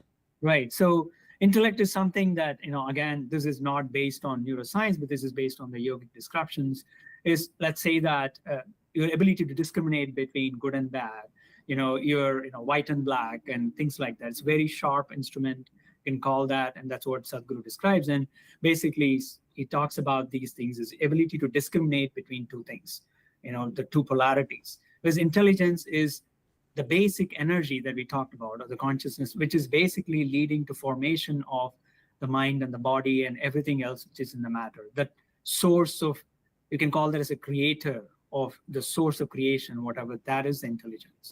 And if you can access that, then you can probably see what is truth. And when you see even the semblances of truth, suddenly the place from which you operate from changes. You asked me about what led me those conclusions. Where I was operating from earlier on in my life, in my academic career, compared to where I'm operating from is very different. And so now I'm not driven by jealousy and etc., all the negative emotions. I'm only driven by experiencing life and life as such. And I'm not looking for a meaning and purpose, etc., etc. Okay. So maybe I can kind of clarify, because I think, there's maybe just some people may have been a little bit left behind. So if we kind of look at the yogic system, and I don't know if I'm mapping on to what you're kind of saying, but my understanding of it is when you use the word intelligence, there's this Sanskrit word mahat, which is cosmic intelligence is the best way to describe it. So if you look at like the universe, there are certain aspects of like order. And the way that the yogis interpreted things like gravity and, the different kinds of nuclear forces and stuff like that is that if you think about it, there's a certain order to it. And they kind of equated that almost with intelligence. This is where things get a little bit technical, or like you really have to understand it. And so I think what you're kind of referring to as intelligence is on a more cosmic scale, right? So there's like some raw like intelligence. And then we also have this concept that there's something called jnana, which is understanding, which Jiddu Krishnamurti talks about as insight, which is kind of like, even if you're studying something, right? Like there's this experience of, you can study something like, let's say I'm studying a textbook on neuroscience and I'm reading all this stuff and I don't get it, I don't get it, I don't get it, I don't get it. So the information is there, right? And the difference is that something has to click. And is the yogis, what they kind of concluded, I'm assuming they all concluded the same thing, the stuff that I've read that I think makes the most sense. So what they sort of stumbled upon is that you can have a lot of information, but there is a moment where you tap into something. that Jiddu Krishnamurti calls insight. We all subjectively describe this as the light bulb going off in our head, right? Where something gets connected. And what the yogis actually did, they did some cool experiments where they found that the more you let go of your ego and things like that, the easier it is to tap into those insights. Correct. And so the real source of knowledge, if you really pay attention, I know this sounds really bizarre, but there's information in the outside world, but the understanding and the knowledge always comes from within. And even if you read some external text, it will trigger a understanding, and then that understanding lives within you. So I know it's kind of a bold claim, but if this has been my experience when I studied it. So I read this stuff and then I went through this and I realized, oh, like all understanding really does come from within. I can read a bunch of textbooks, but then there has to be an internal component that triggers. And then as we meditate and as we do spiritual experience, we start triggering more and more insights. And then sometimes we even get to the point of when we sort of talk about these things like siddhis, where people are able to have insights that do not seem to be possible given the information that they receive. Right. And that's something that we kind of call like a transcendent. During this conversation, you suddenly said, aha, I really understand the word telescope and what you meant by that. So that, I think you just getting to that level. Absolutely. Absolutely. Right. So something clicks for us. So if we sort of stop and think about it, that click is internal. It's not actually external. Absolutely. And you have information all around. Yeah. Yeah. So in the yogis, basically, the more they looked at it, that they concluded that most of knowledge, if not 100% of knowledge, is all clicks. You don't actually need external sources. Okay. So I think we talked about consciousness. I think there's we'll give you a shot at this one. This may be a little bit outside of your wheelhouse, but if you have thoughts, we'd love to hear them. We don't care that it's outside of your wheelhouse. We're happy to hear whatever you have to share. What is the difference between distance and dissociation, such as someone who abuses fentanyl? We know the latter is not healthy, but why is the former healthier? Distance and dissociation. So I think he or she's referring to when we say create a distance between your mind and body and yourself, right? So am I understanding that correctly? I don't know. Just. Yeah, so I think that's what they refer to. So, in order to, for example, you mentioned that. I think my guru again gives this example of traffic, right? It's a beautiful example. Let's say that you're sitting in a traffic, and you are in the traffic. It's really hard. You're in Los Angeles, for example. You're cursing everyone. But if you're sitting on a helicopter and watching down the traffic, you're actually enjoying the traffic because it's not affecting you. So it's somewhat like that, where you're also living this life like everyone else. But if you can just distance yourself from this everyone else, experiencing, then you're actually enjoying the troubles and you're able to have this insight and actually come up with solutions. So that is distancing. It's very healthy. And actually, he says that that's the end of suffering. There's only two kinds of suffering, physical and mental suffering. If you can keep the distance and create the distance, then suddenly end of suffering. Whereas what fentanyl does is the dissociation state that you talked about is just something that is happening within your brain, right? For example, ketamine is a better example where you're creating an anesthetic state, but it's a dissociative anesthetic state where you're numbing yourself. You're putting things under the wrap or putting things under the blanket. You're really not solving the problem, but you're just suppressing the problem. I heard you talking about, how caffeine, basically delays your fatigue, but it's all there. So it's something like that. So really, you're not taking care of the root cause of the problems in order to survive. So I think that's the difference. Yeah, so I'd agree 100%. And I'd say that using fentanyl or ketamine is the opposite of distance or detachment or entanglement, right? So if we really look at what's going on there, I am so entangled.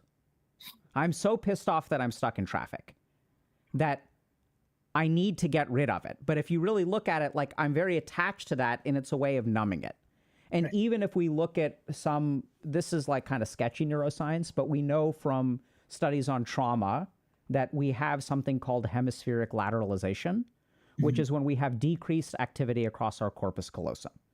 So what literally happens when people with trauma dissociate is they shut off the emotional brain's connection to like the analytical brain. So what I can do is, like, if I'm going through a very painful experience, like I'm being abused in some way, my analytical mind sees that it's happening, but I don't touch my emotions at all. The emotions are active. It's just my awareness of the emotions are not there. So physiologically, like, the emotions are very active, my heart rate is elevated, all this kind of stuff, but I just don't perceive it. So this is what dissociation is. It is literally a separation of both things. Whereas if we look at the neuroscience of detachment or distance, the interesting thing is that it's my belief, and this is sketchy, I think there's this very solid clinical case, some degree of extrapolation from neuroscience studies, that distance is literally neuroscience in the opposite direction. So when you are mindfully engaged with something that is very, very challenging, it can be difficult. But when you throw yourself into it without entanglement, without stuff, like when you cultivate detachment, you actually engage further. And I think that the flow state is closer to detachment. So if we kind of think about this, I know it sounds kind of weird, but so if I'm paranoid about failing a test, I can't actually enter the flow state and study. Because instead of focusing 100% on studying, there is a portion of my mind that is worrying about studying. So entering the flow state requires us to detach. We can't be worried about consequences. We can't be having parallel thoughts. We can't have a director's cut, right? So a lot of people in our community suffer from social anxiety. And so what is social anxiety? Instead of participating in the activity, I have a constant commentary where I'm saying, this person doesn't like me. Should I say this? Should I not say this? Am I talking too much? Am I talking too little? So that sort of separate parallel process prevents the flow state. And what we know about flow state is that it tends to be some pretty synergistic activity across the brain. So we're not 100% sure about this stuff, but it seems like it's kind of in the opposite direction from hemispheric lateralization, where you need some amount of emotional activation and involvement. And so I'd say that these things are actually like detachment, dissociation. Fentanyl is, that's why it's bad, right? Because you're not actually detaching from things. You are so attached to it that you need to get rid of it. But like, that's how I'd say it's kind of different. Any thoughts before we move on to the next one? Yeah, so I was trying to say, when you talked about the social engagement piece, right? So we recently completed a study on relationships. So using whatever tool that you want to use, any meditative tool. So we used an energy ring, but you can use anything else. Where I was fascinated by the result. You go as a novice, you go take this program, and you do this whatever for 6 weeks, etc. Suddenly, we found that all the usual scales in psychology that are used for measurement of relationships and what are the subscales that actually drive that, seems like it has made a change in each one of them. So you are in your relationship with yourself, your relationship with others at work, your relationship at work, all of that just enhanced completely. And now you're accepting people, you're accepting yourself, and now you're suddenly moving in this society as a very confident person. You're centered on something that is very, very native to you. That's, like we talked about the intelligence, etc., that we all have something in ourselves. You're centered around that. I think it's very important to bring that, especially when the Surgeon General talks about loneliness, and that's a bigger problem right now. The social engagement piece suddenly becomes so much easier, and I think that is a perfect antidote for loneliness. And taking something like this gives you that much of insight, and suddenly your relationship becomes so much better, and all angles, acceptance of you, others, all that. I think that is very important. I just wanted to give that to your readers. Whichever tool you take, it seems like it would make a difference. Great. So I think the segues to the next question. So the idea of having an experience distanced from the real world, in quotes, and being able to have a tranquil experience while the real world isn't, sounds like purposeful delusion to keep happy. Isn't that bad? So when you say that there is a distance to, I think it's, for example, let's say that we'll take a game of soccer, right? Or a game of cricket or whatever. When I'm playing it, I'm so engaged in it. I'm probably much closer than anyone else in there because I'm not thinking of anything else. I'm in it, I'm experiencing it 100%.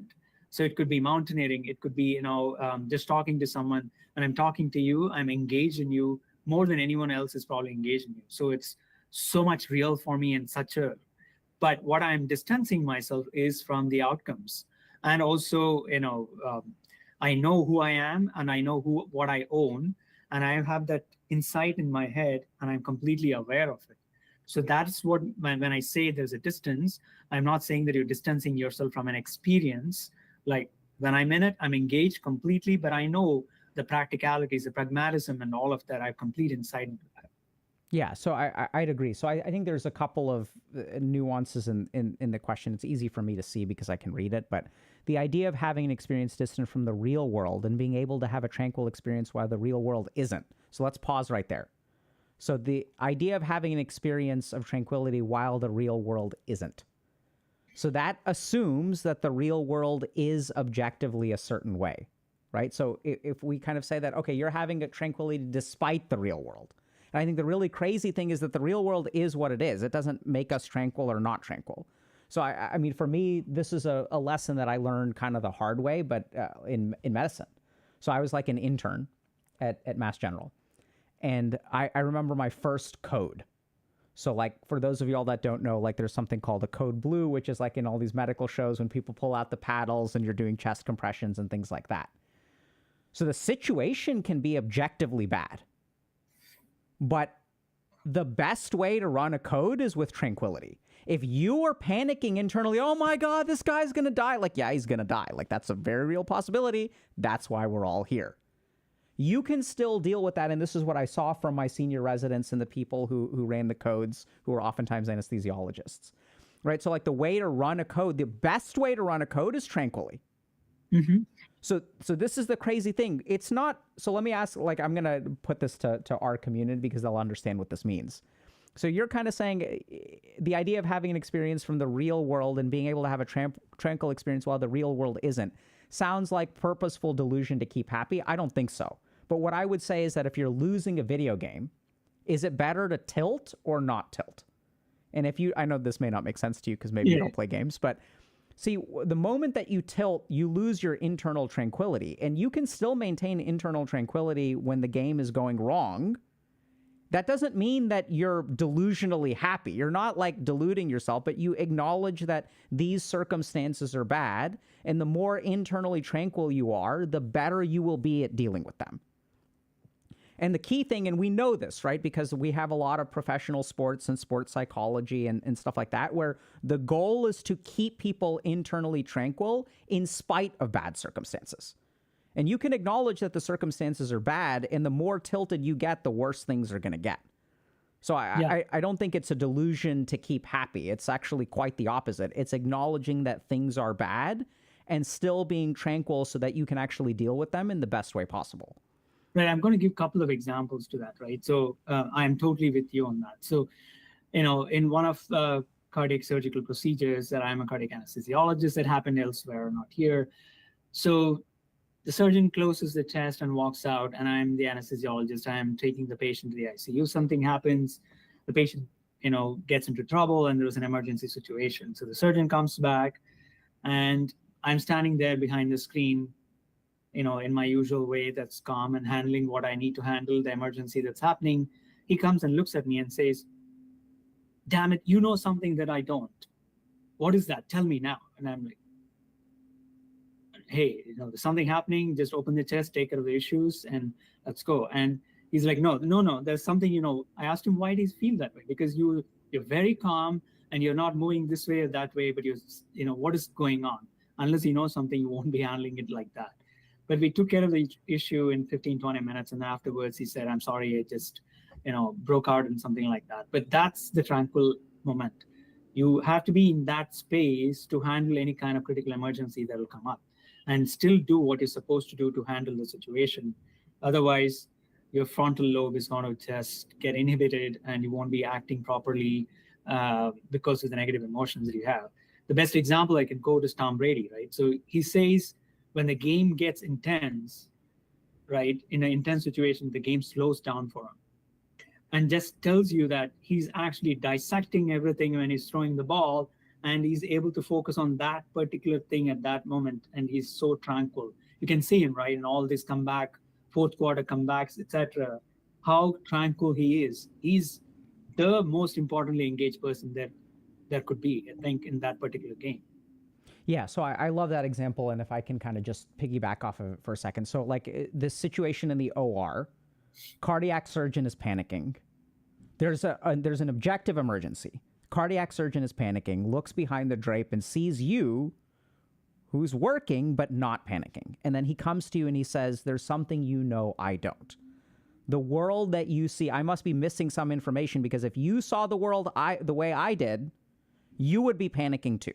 But you're not panicking. Therefore, there is something in the outside world which I am missing. Give me that piece of information. Right. This is incorrect, right? So it's not that you see a different world. This presumes, and this is a very critical thing, which I think the questioner needs to understand, we all need to understand. See, when you take that approach to life that, okay, like the reason this person is happy is because I don't realize something about this emergency. It's not as bad as I think. But that assumes that your tranquility or your peace is tied to this external world. And that's what he thought, right? Is that you are seeing something that he's not seeing. Maybe the pressure is okay, or, heart rate is okay. There's not VTAC or whatever. There's all but no, you're seeing the exact same world. It is the way that we interpret that world. That's really what we're tunneling down into, that internal tranquility, which it can be a bad situation in both cases. It's just, how do you receive that information?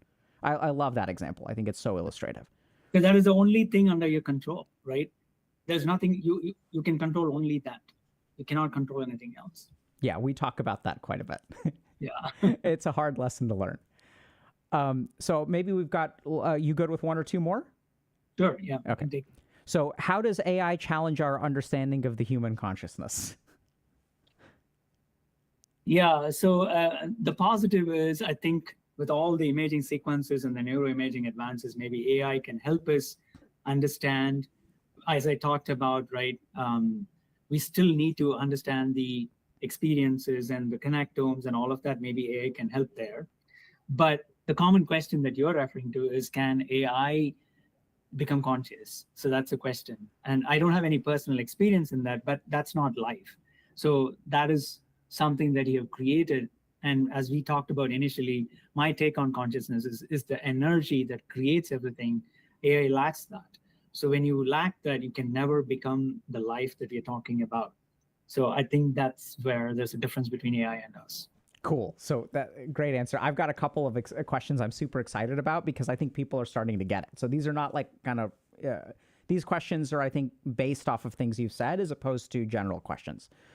So if the brain perceives consciousness like eyes perceive the world, what is the origin of perception? With eyes, it would be light waves. So what would it be for the brain? That's where all the theories of consciousness actually could help, because there is no clear winner there. There are four main theories they talk about. The first one is called the higher order theory. Say, as we have evolved, whatever information that we comes from below through our reticular system or the brainstem and thalamus, etc., the prefrontal cortex actually now, somehow computes it and creates that experience for you. That's one theory. There's another theory where it's basically the global workspace theory, where it says it's like a stage where there are multiple actors and there are spotlights. And if a spotlight is on a particular actor, suddenly now you're seeing that experience. But on something else, you see that particular experience. It could be visual, it could be sensory, it could be motor in front, etc. So that's another theory. The third one is talking about the integrated information theory that we talked about. You put in pieces of information from different parts of the brain, and then you create an experience, like a musical show or something like that. There's a visual information, there's an auditory information, and there is also the other perception that's happening. All of them put together create that bigger experience for you. So these are all various theories that are out there. How it actually processes and leads to that final consciousness piece, it's still evolving. We don't know.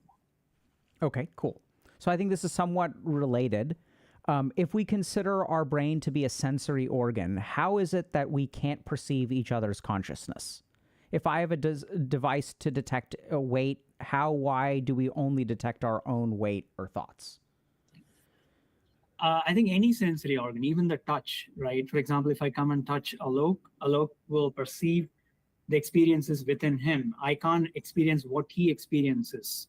So that's true for any sensory organ. So there's no reason why a sensory organ should be able, my sensory organ should be able to perceive his sensory experiences. I think that's a simple answer for that. Yeah. So I can't see out of your eyes. I can't hear out of your ears. So why would I be able to use my brain to perceive your consciousness? Yep. I You guess can be connected like a yogi's. If you get that level of advancement, you can be connected. Perhaps then that's a very different world you're talking about. That's not my experience, so I can't talk about that. But I can just say, based on my knowledge, it seems like they are able to do that. Yeah. So there are cases of there are not cases, let's say texts of particular practices which can be done to perceive things outside of your standard perception and being kind of broken down to you. And we also have some interesting, corroborations for that concept when we look at some of these things like psychedelic experiences, where people are able to feel the hurt of other people. People have a much deeper empathy that can sometimes evolve. And this happens through meditation or psychedelics. It's a lot safer, I think, in meditation. But and so there may be some wiggle room there, but I think your answer is a really solid one, which is that this is kind of coalesced into our experience, and this is this place we're standing when we perceive the world. So we can't stand somewhere else. Someone else is standing over there, and so they're going to see things from their angle. We're going to see things from our angle. One last question. So if we accept the existence of free will and a free decision isn't based on things like our memories, thoughts, feelings, personality, what is it based on then? So we talked about this, right? You're not driven by compulsive behavior, but if you're driven by your conscious action that, okay, today I want to talk to Alok and I want to make my point across, and that is what I'm going to focus on. Now I'm making my brain work for myself. That myself, I already mentioned that for me, it's outside of this physical body. Now I think that's what it's based on. It's not based on some automatic reactions, some based on some past memories that we talked about, elemental memory, evolutionary memory, genetic memory, all of that. So I'm not just somebody driven by those, but consciously I'm deciding that this is what I'm doing. So that's me. If I can actually say who's that me, that's the basic seeking that goes on around the world, at least for meditators, to who am I, right? So that's a bigger question to ask. But if I can figure out that me, then that is the one that is driving all these actions, and that is the free will that I'm talking about. Yeah. So if I understood you correctly, right? So we have this idea that, okay, when we're behaving outside of free will, we're being driven by memories, thoughts, feelings, etc. The whole point of free will is that it is that which is not based upon something else. Right. So actions can come from multiple sources. They can come from drivers, right? Like hunger, right? So that's the driver for the action. And some people believe that there is this other thing that is action without being driven. And that's what we kind of call free will. So it's not that the whole point of it is that it's not based on something, it's free. So it is a free will. And that's absolutely. Yeah. How do I know my meditation experiences are reflecting reality rather than them being an artifact of my neuronal activity? Yeah, I mean, if you're asking that question, then first thing that my master says is that people around you will tell you what transitions are taking place in you over a period of time, right? It's not just one day or today or third day. That's one. Second is the centering of yourself will change. There will be so much of insight within you that it's almost like flashing, it's almost like holding a flashlight within yourself. So you're seeing yourself in much bigger way, and actually both your goodness and both your bad things are all highlighted. Sometimes it's even very difficult when you have that much of insight that you're living with your own inadequacy sometimes becomes challenging. So I think it's very, you can figure out that which way you're going. I understand that's an internal direction, and it's very hard for you to figure out whether you're going the right direction or not. So having a community for you to lean back on, fall back on is good, to tell you which direction you're going, to evaluate yourself, and having a particular school is good, and listening to a teacher is good. These are all important things to make sure that you're not delusional and you're actually going in the right direction. Great. Thank you so much. So I think that's all the questions that we've got for today. Dr. Subramaniam, do you want to tell us a little bit about if people want more information or want to learn more about your work, or people are curious for more, where should they go? Right. So I also wanted to make a disclaimer that one, it's everything that I've answered is based on my journey, but it's very heavily influenced by, one is from the science, and second is from my own spiritual master. His name is Sadhguru, and all I've done is inner engineering, and most of my knowledge comes from there. But that knowledge is grounded on my experience, and I'm not talking just copying something from somewhere. So that's very important. And so if there's something that you want to know, we have a center called Sadhguru Center for a Conscious Planet at Beth Israel Deaconess Medical Center. And I'm a professor at Harvard Medical School. So we have a website called Sadhguru Center for a Conscious Planet at BIDMC. You can just Google that, Sadhguru Center, BIDMC, BIDMC. We'll get our website. There's more information about the research that we have done, mostly in the psychological space, neuroimaging space, etc. And for my own journey, again, you can choose whichever one you want. I'm not trying to sell any products here, but what has given me the transformation, we're not looking for just knowledge, but actual transformation. And that is what truly I'm seeking. And that is all from this technology called inner engineering. You can Google that and figure it out. Okay, cool. Thank you so much. Thank you, Alok. Thank you for giving this platform. It's fun talking to you. Yeah, dude, it was great. I think it's so hard to find people who are so as well versed as you are. Just obviously, like you're a researcher, you're a professor of anesthesiology. You really understand the science and all that good stuff, and then you've also had personal lived experience through spirituality. And I think one of the biggest challenges that I frequently see is a lot of people who are very spiritual will make neuroscientific or scientific claims, which they may not understand. I mean, you can argue that they have this cosmic insight or whatever. And then on the flip side, you will have a lot of people who are biological reductionists who don't have a whole lot of subjective experience of transcendental states. And so they're kind of, each side is kind of operating with an assumption of what the other side understands. And what I really appreciate about you is I think you're excellent at also drawing the lines, right? Because there are several times where you said, this is based on my experience. This is what these kind of things say. This is what my master says. Here's what the neuroscience says. And I'm not claiming that the neuroscience supports this. These are actually two separate perspectives, and sometimes they overlap, and sometimes there's work that needs to be done. Yeah, sounds good. Thank you so much. Take care. Yeah, have a wonderful evening. Yeah, bye-bye. All right. Okay. So what was that like, y'all? Did we get to enough questions?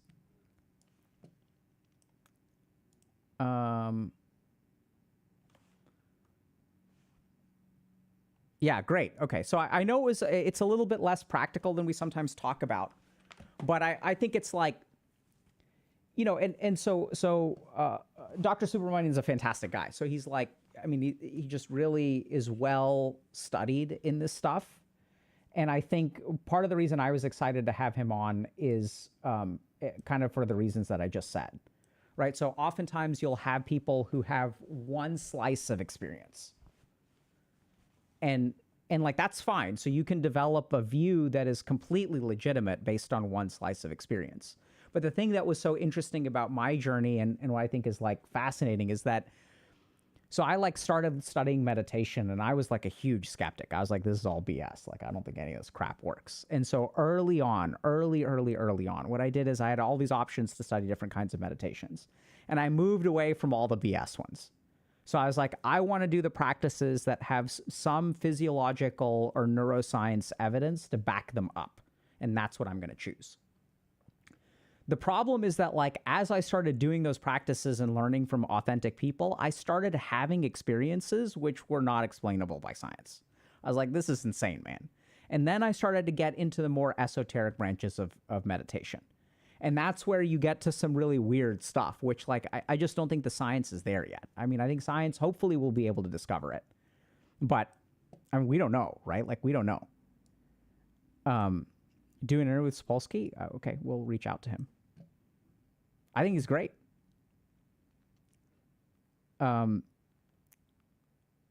So, yeah, and I think, like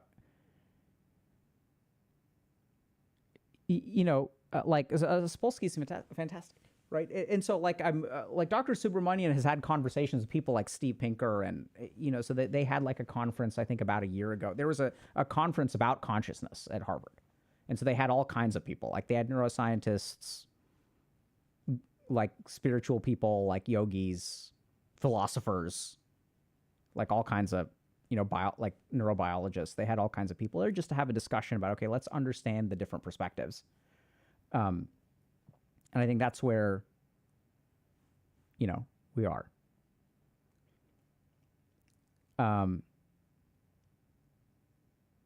Yeah, so we're down to do more interviews with everyone, right? So I think this is where we just try to balance out, like, first of all, who's interested in showing up here. So sometimes people, we've reached out to a lot of people who have not necessarily declined, but have not said yes, which is totally fine, right? So people have schedules and whatnot. And so we're happy to have conversations like this.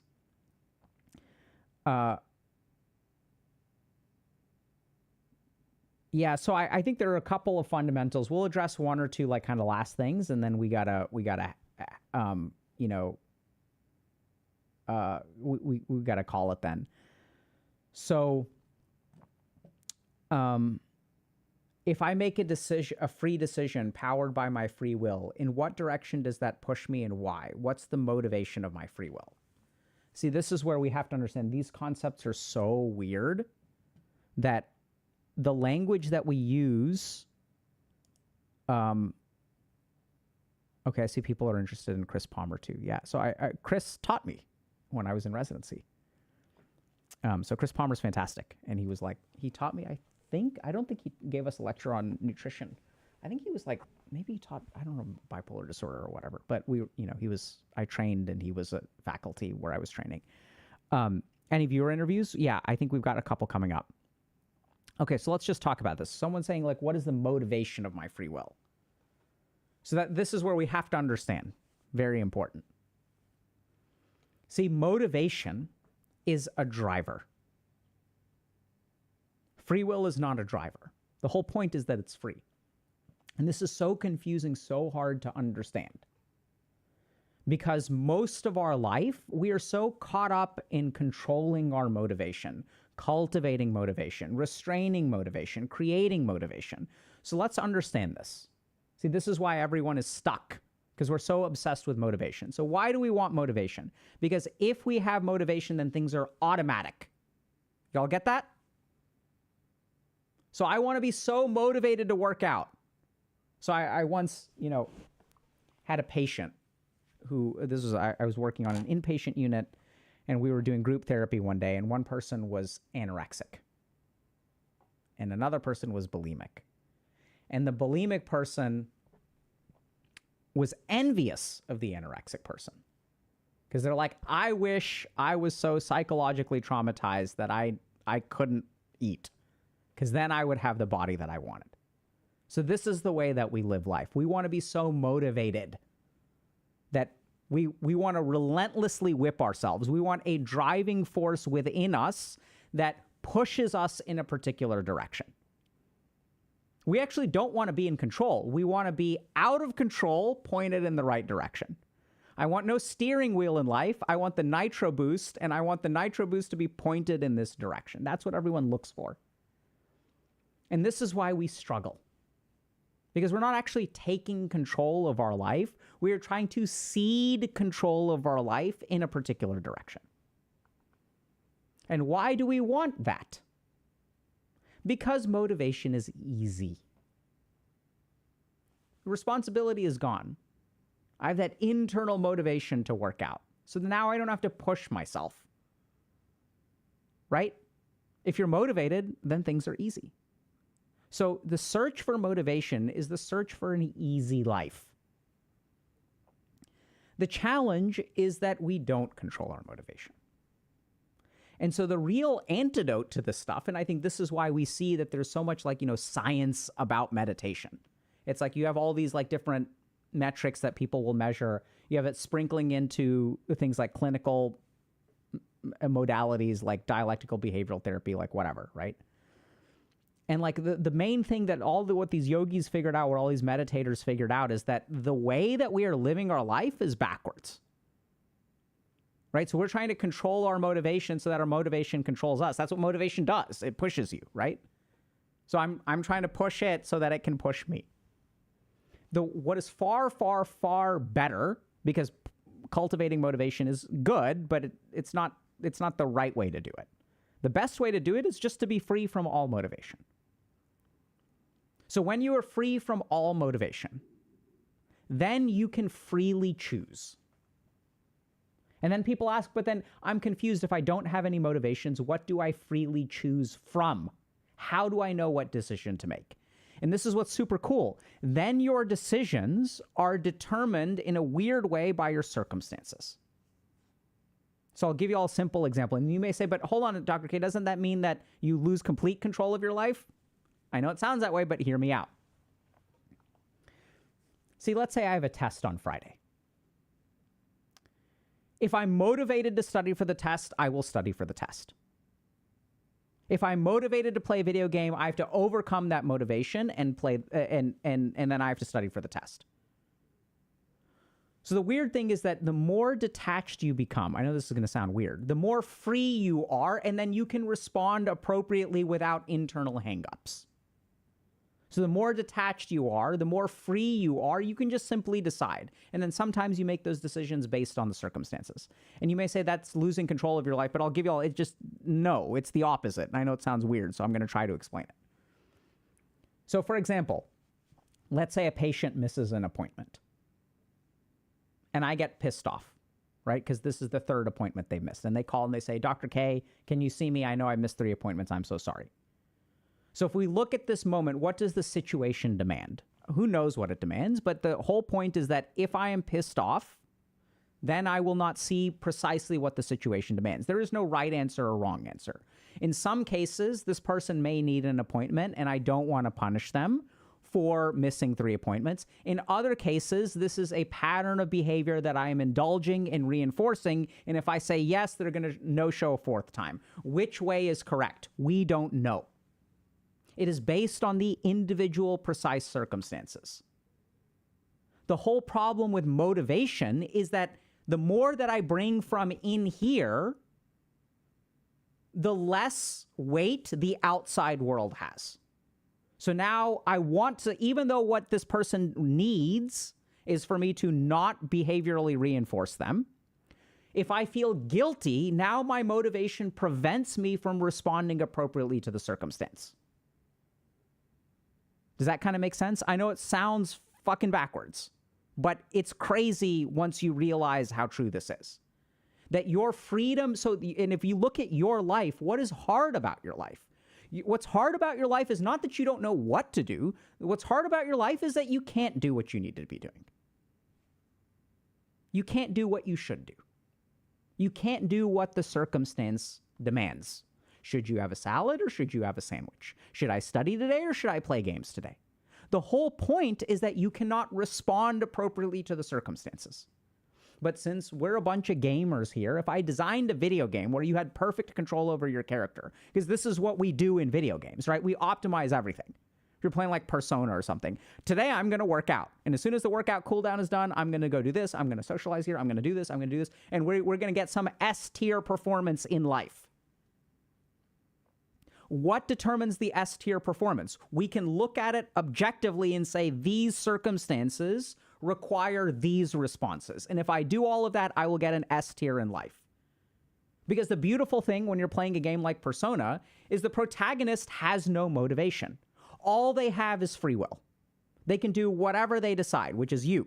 You have free will with no motivation. The protagonist doesn't complain, I don't feel like it, I want to play video games. There's no complaints. There's just complete freedom with no motivation. And this is how you get to S tier. We completely miss this point. 100%. If y'all understand this, great. If y'all don't understand it, I don't know how else to explain it in this moment. Do y'all get what I'm saying here? So it's kind of weird because we have it backwards. That we think, oh my God, like I need to be motivated, I need to be motivated, I need to be motivated. You're ceding control, you're ceding control, you're ceding control. And then we get confused because the more that I let go of control of my life to my internal impulses, like, because when the fuck was that the successful formula? Because listening to your internal impulses is like not the way to build the life that you want. And so then what we try to do is we're like, okay, but what if I have the right impulse? That causes problems too. The right impulse. Because the right impulse is not always right. Because the circumstances of your life change. People demand different things. So you can't have a motivation be a right motivation. Simple example. If I'm going through problems in my marriage, should I be motivated to break up or should I be motivated to make it work? Which one is right? It depends. And what we have is a whole society that is trying to cultivate a mindless motivation. I want to be hardworking. I've seen so many people burn out in their 40s, hit midlife crises. Why? Because they're hardworking. Because success is everything to them. I remember reading an article about Michael Phelps and his suicidality after winning like 14 gold medals or something like that. And everyone looks at that and they're like, how can you be so stupid? No. This is the price that you pay for your motivation. Because he was, presumably, I don't know. He was motivated to be the best. And what that means is that you can become the best. But if your motivation is to be the best and then you become the best, what that also means is you won't be the best forever. So even when you win, you lose. This is what motivation does. Right? So it's kind of weird. So what y'all should really do, I know it's crazy, is try to get rid of your motivation. And people say, I'm so unmotivated. Not true. If you believe you are unmotivated in life, you're actually very highly motivated, just in the wrong direction. What you're motivated towards is sitting at home all day and playing video games. That's a very powerful motivation. See, try to get yourself to stop. Very difficult. This is not a problem of insufficient motivation. It's a problem of too much motivation. And so then we try to create more motivation to combat this motivation, and then we get conflict. I should do this, instead I want to do this, and now I feel guilty, and now I regret, and now I don't wish I was here, and then we get back and forth. We get ping-ponged back around. So the right solution is not to create motivation in the opposite side, which can lead to good external outcomes, don't get me wrong, but to absolve yourself of as much motivation as you can. And then you will be free. Right? So and I'll ask y'all one last question. So there are some days in your life where you wake up and you're free. You're not actually motivated. Right? You don't have to do anything. And then you're not like really hung up on doing a particular thing. And then what do? You freely plan the day. You're like, today I'm going to do this. This is how I'm going to spend the day. And then if things don't work out, it's not the end of the world, right? You sort of let yourself respond to the circumstances at hand. And so everyone's like, oh, like, well, where does the motivation for free will come from? No. It doesn't work like that. Free will is axiomatic. It doesn't stand on anything else, right? And then, do such things exist? I don't know. How to unmotivate? What a great question. Okay, so I guess y'all bagged me with one more point, so let's understand. So there are a couple of ways to unmotivate. The first is observation. So remember that motivation is a drive, right? And oftentimes our most powerful motivations are the ones that we're not aware of. So if you look at the neuroscience of willpower, monitoring conflict is the same thing as willpower. It's the same part of the brain. I know we perceive it as a struggle, but literally what our brain is doing is monitoring a conflict, right? Does that make sense? You can't be struggling unless you're fighting internally, which means that it's monitoring conflict. And furthermore, you can't monitor conflict without the monitor. Monitor is the important part. That's the verb. right? The conflict is the circumstance, but what you can control is the verb. So the right thing to do is observe. And the more that you non-judgmentally and completely observe, the more your motivation will dissolve. So I'll give you all a simple example of not observing versus observing. So if I am conflicted about what I want to do today and I decide to play a video game, I monitor the conflict and I say I should study, but I want to play a video game, and then I start playing the video game. What happens to my observation? The moment that I sign up for the video game, my observation is gone. Now I'm absorbed in the video game. And when I'm done, what happens to my observation? Gone. Right? Then I feel guilty. But then I'm not observing the guilt. I become one with the guilt. The guilt controls me, and then I feel bad and I beat myself up and I lose all observation. See, the problem is that we monitor the conflict, but we don't monitor the consequences. And there's this really interesting, I want to say it's an evidence-based technique because it's used in evidence-based programs that we use in addictions called play the tape through to the end, which is that we literally train people to observe the consequences of their actions. That's it. And what you will discover is that the more you observe, the more stupid your motivations become. I'm going to get this person flowers so that they like me. And if you observe yourself, you will discover that you can't make people like you. You can just be who you are. Right? And this is what happens is people don't do that, and they get caught up and they think flowers isn't enough. Now I have to do this. Now I have to do this. Now I have to do this. The motivation is very, very strong, but the observation is not there. And so when there is a failure, without observation, the motivation will double down and it'll push you even farther. So first thing to unmotivate yourself is to observe. Not just the conflict, but while you're playing, observe. After you're playing, observe, observe, observe, observe as much as you can. The second thing that you can do to unmotivate yourself is to not feed your motivation. So Dr. Bala talked about this, right? So the more that you engage in a thought or a pattern of behavior, the stronger that that pattern becomes. So if I look at like the track of a river, how does this happen? So if you look at, sometimes there's like, tracks in glaciers, and how does that happen? One little bit of water goes down a glacier, and since the water is warmer than freezing, it melts a little bit more. And now I have 2 droplets of water, and they create a little channel. And then I've got 3 droplets, and then 100 droplets, and 1,000 droplets. And then once I start down a path, if I continue doing it, that will get well grooved. This is what we refer to as neuroplasticity. And then our brain gets locked into a habit. So if you look at motivation, motivation is a habit. It's a mental habit. And the more that you give into it, the worse that it becomes. We see this once again in addiction. I'm motivated to drink because I had a hard day. If I drink today, will it be easier or harder for me to drink tomorrow? Will it be easier or harder for me to deal with a bad day with alcohol if I drink today? So this is the crazy thing, is we look at our lives and we say, my life, their circumstances are crazy. There's nothing I can do. The world is all going to shit. That's all true. But what is the life that you've crafted for yourself? What do you do today? Right? And this is the crazy thing. Crazy. Everyone looks at the world and says the world is shit. And there's good evidence to support that.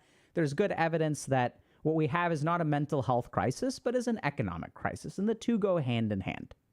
Fair enough. But then there are people in this economic crisis who have good mental health and good outcomes. What's the difference? I'm not saying it's easy. Some people focus on their actions. Some people focus on their circumstances. This is the science of locus of control.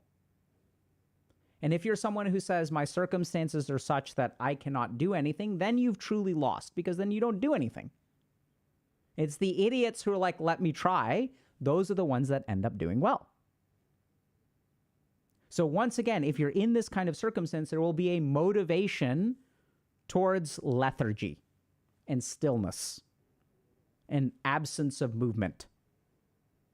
And so the more that you give in to your motivations, the more that they'll grow.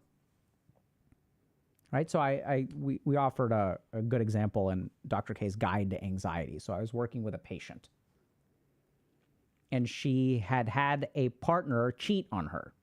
And so as she was engaged and pregnant, she started to worry that her current partner was cheating on her.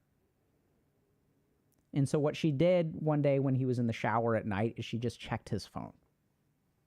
Just to see, just to make sure. She had this fear. She checked his phone, and she was relieved. So she's like, okay, good. I'm set now. But then what happened? She started to worry. Maybe I missed something. She checked it again. And then she checked it again and again and again. And eventually he found out. It was a betrayal of trust. So here's the thing, right? So if we use checking someone's phone to alleviate our internal anxiety, what that means is the next time we feel anxious, we will need that thing. We've created a dependency.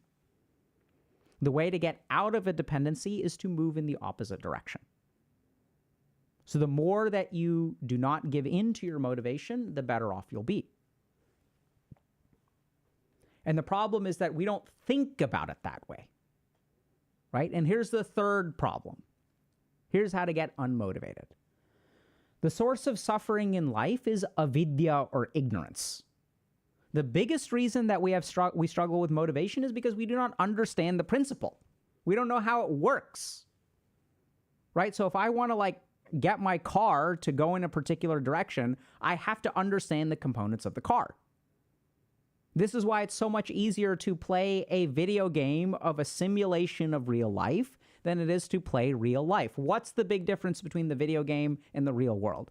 In the video game, we know what the rules are. We know how it works, so we can direct the boat exactly where we want it to go. In the real world, we don't know the rules. We're ignorant of the true cause of things. So the last thing that we need to do is understand how motivation works. Or the first thing, understand the nature of motivation. And understand that it is our ignorance of motivation that leads us in the wrong direction. And case in point is we're so ignorant of this principle that we are actively pursuing the wrong solution. And then we wonder why things are like this. So I see this a lot with so many people I work with. So this is when I say the root of suffering is ignorance. I see there's 1,000 examples. You guys could give any example of any person that we've talked to or helped or principle we've explained. There's always ignorance. A great example is the alphas. The alphas will say, oh my God, all women want is money or whatever, status or whatever, right? So they believe that relationships are transactional. And then this attitude, then they go out and date. And if you pay attention, a lot of these alpha males will be single. Or maybe they're dating a lot of people or whatever, but they're not happily married with families, right? And oftentimes they're saying, yeah, that's because there's no good women left. I'm looking for a good woman. Oh, wow, there are none out there, despite the fact that you're so successful and so rich and have such big muscles. Oh my God. They really must be completely extinct, right? I don't know how these people who are slightly overweight and slightly balding are happily married and take their kids to the playground. I don't know how that works. They're betas.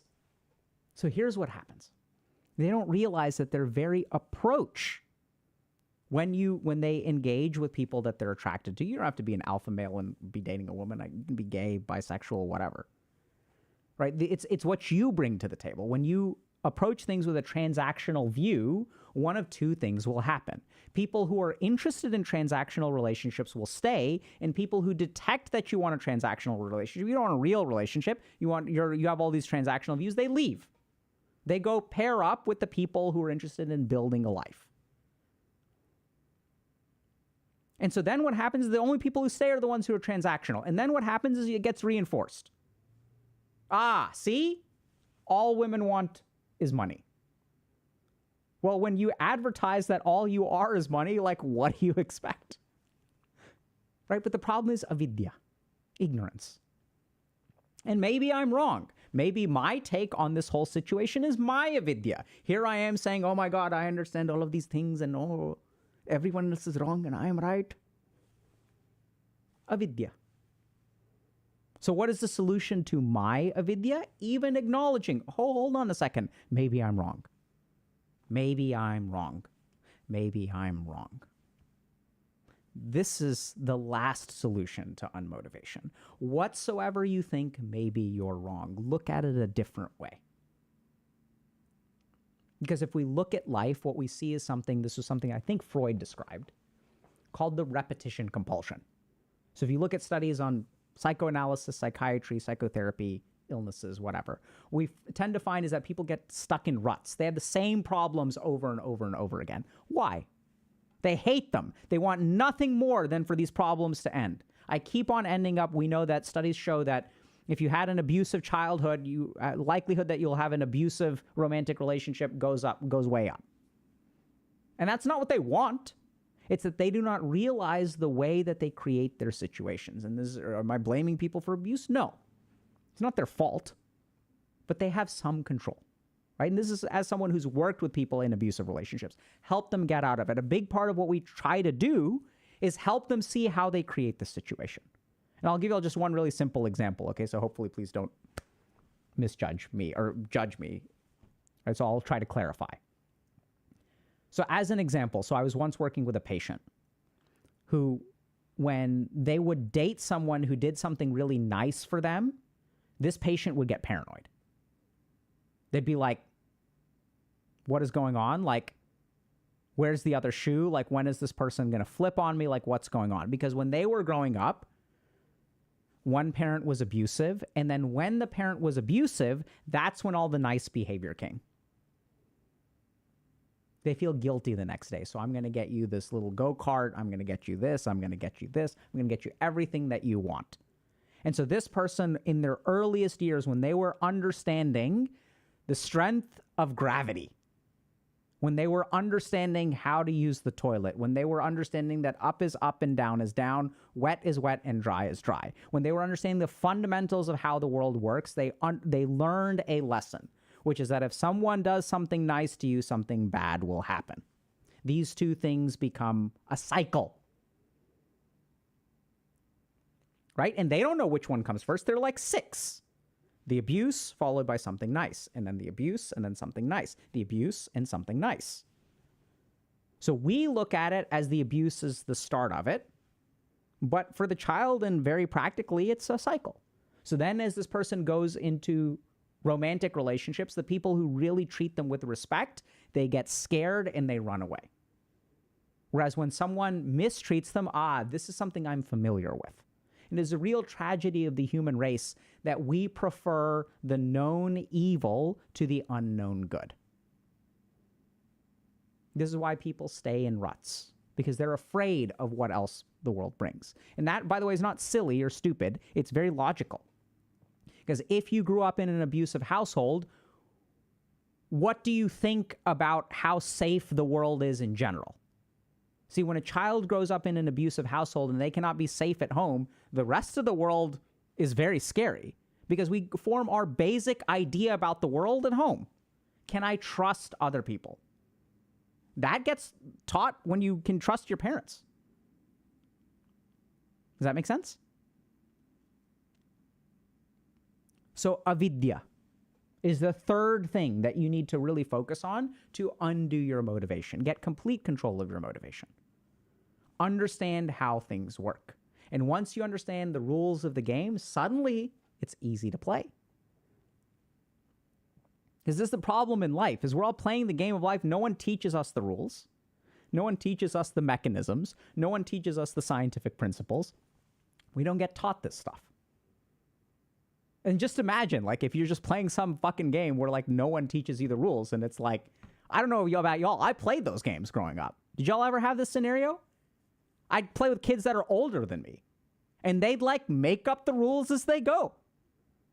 They're like, yeah, you have to get the ball in the goal. Great. And then they, like, toss the ball. They're like, yeah, you have to get the ball in the goal. The goal's over there. And they toss the ball, and they score a point. And then I grab the ball, and then I throw it, and I'm like, yeah, I got a point too. And they're like, no, the goal moves.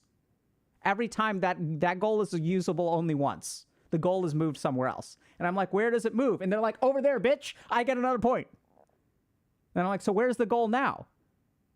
And they're like, it's behind me. And they throw it, and then I get a point, and then like something else happens. They're like, yeah, if you get 2 points in a row, you get a free throw.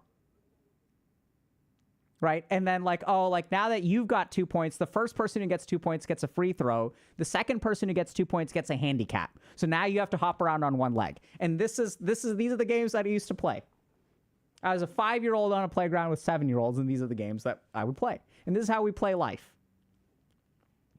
Go to college. You'll get a good job. Take out loans. Don't worry about it.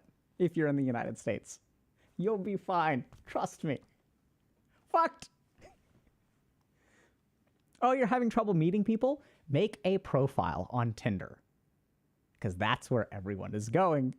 If you want to find love, show up over there, because that's what works. Fucked. Oh, you're feeling anxious all the time? You know what works great for that? Marijuana. Fucked. Right? This is what's going on. Everyone's telling us, do this, do this, do this. Take this supplement. Subscribe to our YouTube channel. Follow me on Twitch. And all of your problems will be solved. Right? See, everyone's telling us what to do. We're not observing for ourselves. And that's how we get this way. So observe for yourself. Learn. Right? By all means, get information from other people. But, you know, that's the best we can do. I think Dr. Palmer's work is great. I haven't read Brain Energy, but, I mean, he's solid, generally speaking. He's a great researcher, great clinician. Okay, one last question. Is there a biological mechanism explaining how consciousness manifests? No, there is not. That is the whole rub, is we do not have that. That's the missing piece. And arguably, we will never find it because some people believe that consciousness is not a manifestation of biology. Okay.